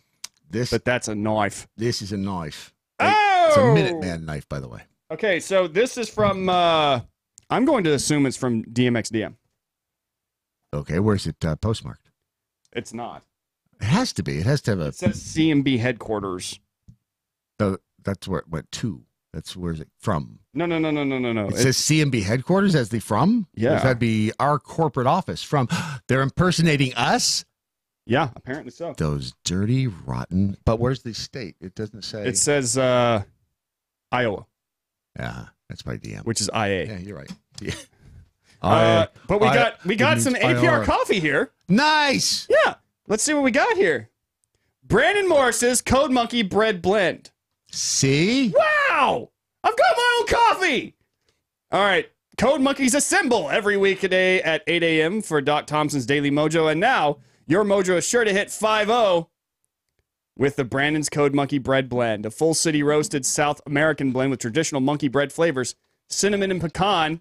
This coffee and everything that I like in a coffee, man. Cinnamon and pecan. Uh-huh. This coffee is an extra large cup. Is a great way to start your day. Brandon is the hottest new millennial voice on radio. Damn right. Wow. Damn right. You're just giving him a big head, DM. What the hell? Find him exclusively on the Mojo 50 Radio Network. He's also a prolific writer. Be sure to read his articles at redstate.com. And he writes a lot, too. Boom! Y'all, this is DM, man. Are you going to cry? I'm not gonna not cry. Are you gonna thank the Academy? Are you gonna thank your parents? Thank you guys so much for this. I didn't prepare. See, I guess I want to thank Brad Staggs. I want to thank Rondolph, the Whitey. The guy who has more important things to do than taking part in the program. That's right. Thanks Chef Patrick for purchasing the postage fee. And I just want to say thank you DM for I didn't think that I deserved this reward. I was just happy to be nominated. But apparently you guys really enjoy it. Thank you so much. I'm going to Disneyland. Wow, so you're a communist. Is that what you're trying to say? Apparently I'm a communist. He sent me multiple packages. Oh, wait, there's more. Hold on. I can't believe it. Ron's sexual chocolate. Oh, yeah. What else we got in here? Hang on. Oh, yeah. He sent a whole bunch. He's got some of those snakes in a can in there, too. Oh, God, I hope so. More Ron's sexual chocolate. See? I like the fact that Ron's sexual chocolate now has him dancing with Lusty Jill Holt. Right? Exactly. And that's why she's standing up in the corner. Without her blow pop, which is kind of weird. We've got American Pride Roast, the MoJo 5-0. I like that. Yeah. That's good. Yeah. So this means you are going to share your bounty. No. Oh, good. Okay. Well, No. This is all you. This is mine. Yeah. This is mine. Do you know how to use the coffee maker? I can learn. What else we got here? American Pride Roasters, the Cartel Bold. Chef Patrick was about to say something. He was about to say something witty, and then I realized, no, he's not. Oh, man, that's 2 days in a row. Hey, would you pull that knife out of my back, Brandon, please? Sure, man. Pour a little salt on there. It's just so easy. This it by is the way, just so easy. This is the second week in a row that I've had to pay the postage on the incoming package. She's trolling you so badly. I'm pretty sure it's on purpose now. She's waiting to see how many times you'll do it. Probably no more. Okay. I'm $4.80 into it. So. Now you watch. I'll give you the $5. I think we're okay. I'll Venmo you, buddy. I can spot you. He'll keep doing it. He'll keep doing it because he'll feel bad. Now he'll either forget or he'll feel bad. If he does remember next week, he'll be like, "I'll just do it." In a gold package. This is the kind of dedication I like from my fans. Solid gold. Solid gold. That's it. All right. That's it. All right. It's gold. I like it's gold. It's tremendous. You still have another one? There's one more here. Oh, but before we get to that, you go ahead. I need to tell you about Gunbox. Yeah, Did you? Here's the brand new sponsor this week, Gunbox. They're brand new to MoJo 5-0, but I have known about Gunbox now for many years. I think even our friend Dana spoke about Gunbox on occasion. Yeah. Gunbox it's not just, I mean, it tells you what it is. It's a box for a gun. It's a secure box for a gun. It's a gun safe. Mm-hmm. But it is not your typical, you know what, we're going to make a square box. We're going to put a key on it, and you can put your gun in it, and you can bolt it to the floor or the wall, whatever. And it's going to look like a box, and, you know, a box bolted to the wall or floor. It's going to keep you, which is fine if the... Here's the thing about the gun box. It looks like a piece of furniture. It looks like a piece of art. Mm-hmm. It is attractive. It does not scream, I have a gun inside me. Look over here. I am a safe. I have got a gun inside me, which sounds uncomfortable. I know. It really does. Like if that's like, do you need me to call a doctor? Right. Exactly. Now, Gunbox truly is. It is design. But it is not form over function. Let me make that perfectly clear, because this thing, you can open it with a keypad. You can open it with an RFID chip. You can open it with your fingerprint. So there's multiple ways you can get into it. Because I've always been a big believer that if you ever have an emergency in the middle of the night, let's say, and you've got, for whatever reason, you have to get to your weapon, remembering if your code is 13542 or 12, whatever it is, remembering that in a moment of crisis, not always the best idea. Yeah. That's why the RFID chip comes in. And you can, I've seen that without, because I don't want to, it's not like a magic trick, but I just don't want to give it away. I mean, there's a ring you can wear, but there are other ways with the RFID that you can open it. Yeah. That I'm just going to leave it right there. Ways that you wouldn't think about opening your gun safe with, and certainly no one else would, that you will be able to get into this thing fast. Yeah. And they have an optional service, too, that will send you alerts on your mobile phone, your mobile. They will send you alerts on a mobile sense. My mobile phone. If somebody ever moves your gun box, if they touch it, if they breathe on it, if they look at it funny, they'll send you a mobile alert. So you'll know if anybody's ever dicking around with your stuff. I like that idea. I think that's cool. And you can get that as an added-on service. But if you go to thegunbox.com, you will see the offerings that they have. And like I say, it's not just pretty to look at and easy when you need to get into it. It is tough. It is tough. We'll tell you about that in the coming days. But if you are in the market for a gun safe, I would highly recommend you go to thegunbox.com. And honestly, when I saw the shape and size of that, I mean, it's a little bit big, but it's bulging out on one side. I hear that a lot. Actually, no, I don't. I hate being. See, that's why you're not always truthful. It looks bulgy, but it's a little bulgy. I thought about it being a gun box, but oh, really? I bet it's a big box of snakes. Well, this is from James in Alabama. That's where it's from. It's a banjo. James in Alabama. Or a knee. Or a cousin. Or it could be a cousin. A mail order cousin. I'm kidding, Alabama fans. I love you guys. I'm just fooling. That's not what he says during the breaks, man. He talks about you like you are trash. I, however, love you. No, I am a huge fan of my Alabama fans. Trust me. Brad, can I also use your knife? Sure. I can try to use the spoon. That's not a spoon. You never got your This is a spoon. You never get your big old spoonful of whipped honey, by the way. Just saying. We can break that out here in a second. We'll do that later. All right, here I'm going to go ahead and cut the box now. Brandon is holding a sharp knife over the box, very gingerly cutting through the top seam of the box, like a I was going to say like make that a a little surgeon. More, put a little more sultriness on. He is a surgeon right now, incising each of the seals on the top of the box. One of the 7 seals. I gently inserted the tip of the... Just barely. It's a sharp tip. Oh, he's sliding it through the... It went through. It is now inside. He's turning the box around. He is slicing the other seal on the other side. To which the seal responded... Thank you. Thank you, please. Brad, that was some like grade A commentary, buddy. Thank you.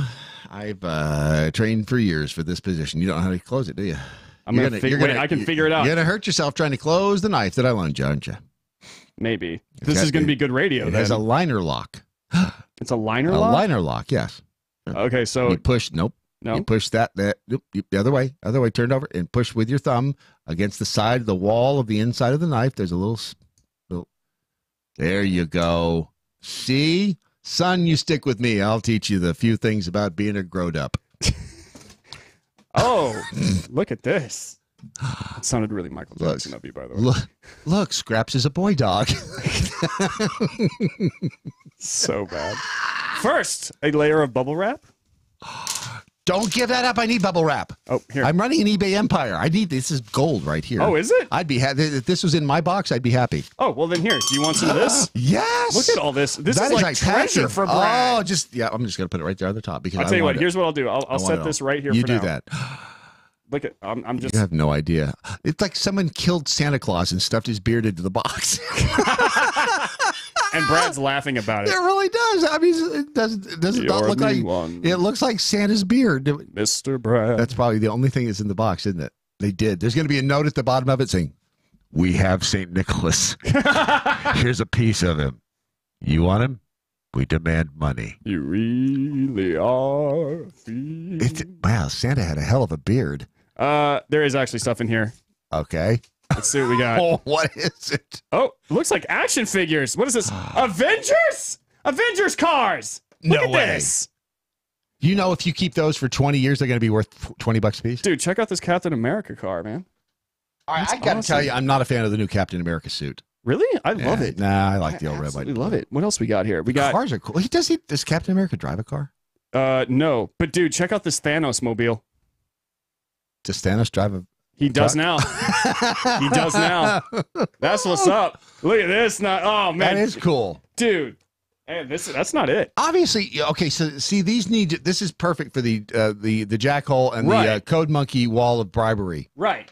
And we still need to frame, because that's the North Korean currency is like technically the first hard currency we've ever made. So we got to frame it. Yes. Oh yeah. Yeah, it's coming. Yeah. And so now we got cars. See? Cars. this is an audience that's incredible. This audience is the best in both their diversity, their generosity. And I do want to remind everyone that, like, some of this stuff, obviously I can't keep everything that y'all send. I am going to be sending some of this stuff to charity. So charity is the Brad Staggs Home for eBay dispensary for wayward eBay adoptees. Dude, a funnel cake pitcher and mix. Chef Patrick! Yeah, no, you see, it's times like this when you go, man, I'm glad Chef Patrick's around. Yeah, seriously. Which balances out the rest of the time where you're going, what the hell is he doing here? Right. Yeah. Every now and then you realize, oh, man. It comes. It actually comes with cocaine. Nice. So you can have have pancakes and snort cocaine at the same time. Oh, man. If there's a hooker in that box, I'm giving him kudos. Well, I've got some good news for you, Brad. All righty then. There is no hooker. Damn it. But there is a bear. Dude, I can't wait to hand this over to some poor kid who doesn't have a bear. It's a harness, buddy. Is this, you know what that is? What? That's back to your feral kids. Those are the feral kids, the kids on a leash. It's a leash. Yes, the kid's on a leash. That's what I just said. That's your feral kid leash. Dude. See? This guy. He listens. Man. He listens. Man. Dude, this suspicious package is amazing. I'm telling you. All right, we're actually running out of time. I kind of got to. For those of you who are, well, and want some balloons? You want to go to lunch? Oh, dude, the water balloons. They come with water in them already? Yeah. That's amazing. Yeah. Water balloons, they so like self-inflate. During MoJo Con, I'm going to keep this around for MoJo. Oh yes, definitely. Yeah. By the way, if you have never experienced, and this is fun for me because I've never witnessed this in person. I wasn't sure. I kind of miss Jason being here. He needs to get his butt in here. I really miss him too. His tender touch. But Suspicious Package Friday is where you get to take part in the program by sending us boxes and packages of money. So, I mean, let me rephrase that. Do not send us money. Don't you dare send us. Oh, we will be so trolled. Be so pissed off. So trolled. Do not do it. Remember when Larky sent me those peas? You think he was pissed then? I was so angry. Do not, under any circumstances, send us money. We will. What's that? It looks like the collector's edition of Call of Duty World War II. And it comes with no way a wallet, dog tags, a canteen with an insulated case, a journal with a pen, and a fold-away backpack. Okay. Wow. Who has the money tree growing in their backyard? Dude, is this stuff like later out? Did you go out and buy this? Of course he went out and bought it. And who is this from again? This is from James in Alabama. So it was much better than a banjo or a knee. Yes. Or a cousin. This is crazy. Almost as good as having the Poltitsky twins. James, buddy, are you on social media? Is there anybody? James. The whole idea behind a suspicious package is that you don't know exactly who it is. Oh no, the people who send in suspicious packages are like the proudest people. All right, so who is he? I don't know. Thank you for proving my point. But man, this is crazy. This is awesome. Yes. You know how much we can get for that on eBay? I don't know. A bunch. I mean, we're out of here. We don't have to show up for work on Monday. Yeah. Just don't tell anybody. We made it big. Yeah, I know. Okay, I know. I'm just trying to play it down. Call of Duty World War II actually is a very good game. Very expensive. I very much liked that game. Actually, I think I've played Call of Duty once. Really? I think. I haven't played. I know. Dude, I gotta lighten up and spend more time playing. I know that. I understand that. It's just I got so much crap to do. Mm-hmm. You know what? When Doc Thompson went on vacation, he had a lot of stuff to do too, and I bet if he had to do it over again, he'd spend a lot more time playing. Oh, cool. Wow. I think that's very cool. Wow. That's awesome. That is very cool. Very nice. Wow. Well done. We are definitely out of time now. We need to, as they say, wrap this bitch up. But first, remember to send in your suspicious package, 6125 Airport Freeway, Haltom City, Texas, in the zip code. I don't know what it is, but you'll figure it out. It's online for crying out. Just Google the damn thing. Good grief. All right. It's time to get out of here. What do you mean it's let's go? The sound of the train horn means that's it. That's it. That's all, ladies and gentlemen. The end of Doc Thompson's Daily Mojo. But before we go, as always, let's find out what we learned today. We learned that, and this is what I wrote, having sex with a tailpipe We learned that having sex with the tailpipe. I think, does that not? I gotta tell you, buddy. I mean, does that not sum it up? We learned that giant tortoise sex actually makes human sex seem dignified and proper. And we learned that I will be sticking around to give Brandon Morse some man lessons after the show today. With his knife. Oh, yeah. It'll be behind the paywall. So if you'd like to see what's going on, it'll be just $9.95 for this once-in-a-lifetime event until the next once-in-a-lifetime event. $20 each additional hour. Exactly. The Brandon Morse, star of RedState.com. By the way, click on his articles, go to RedState.com, click on the Brandon Morse articles, and read them a lot. Yes, please. What, if anything, did you learn today? Dude, I learned that I have pretty much the best fans a man can ask for. That is not even a joke. Y'all have been killing it with Suspicious Package Friday. Some of this stuff is going to go to charity. But not the really expensive good stuff. It's, right, that's for us. But seriously, this hat and with the comic, this box that Paul sent, dude, and DM, dude, thank you so much for the coffee, man. Thank you so much. That was awesome. I also learned that I actually disagree with you, Brad. I think turtle sex is pretty much the bravest. I'm going to the zoo after this because I want to watch. I just feel like, man, if you have to go through that, I respect the turtle. If you have to go through that much to have sex, then you know what? My hat's off to you, my friend. Dude, not this one. I want to shake your hand. After you wash. That's gonna be, I'm recording that sound, by the way. That's going to be on the board next week. What, if anything, did our listeners learn today? Richmond Joe said, I would set up a batting cage in front of this. Wait, what? Never mind. May Brett is why said, into the Badlands of Mighty Tumbler and young Brandon search for entertainment in a ruthless territory controlled by feudal Karens. Okay. That's a good show idea for Netflix and chill. I like that. Let's see here. Leprechaun 420. Oh, go ahead, Brad. No, I was going to say free-range prisoner just nailed it. What? Having sex with a tailpipe is? What? I can't see. Top left. Is? Exhausting. Oh, my God. That's it. That's it. You just won the internet. That's it. That's all. That's as far as we're going. That's as far as we're going. You just shut the internet down. Yeah, I mean, just turn this thing off. Just shut it down. Yeah. It's over. Yeah. You're not going to get any better than that. Nope. The bell count for today's show, according to Leprechaun 420, 21 missed innuendo bells, 18 actual bells, and 4 horns. New numbers on procrastination when Doc returns from his vacation. Your Daily Mojo. In the meantime, Ron Phillips production, wherever you go, whatever you do, live by the 5 rules. You got a shot at being right and being happy. In the meantime, good night, Doc Thompson. Wherever you are.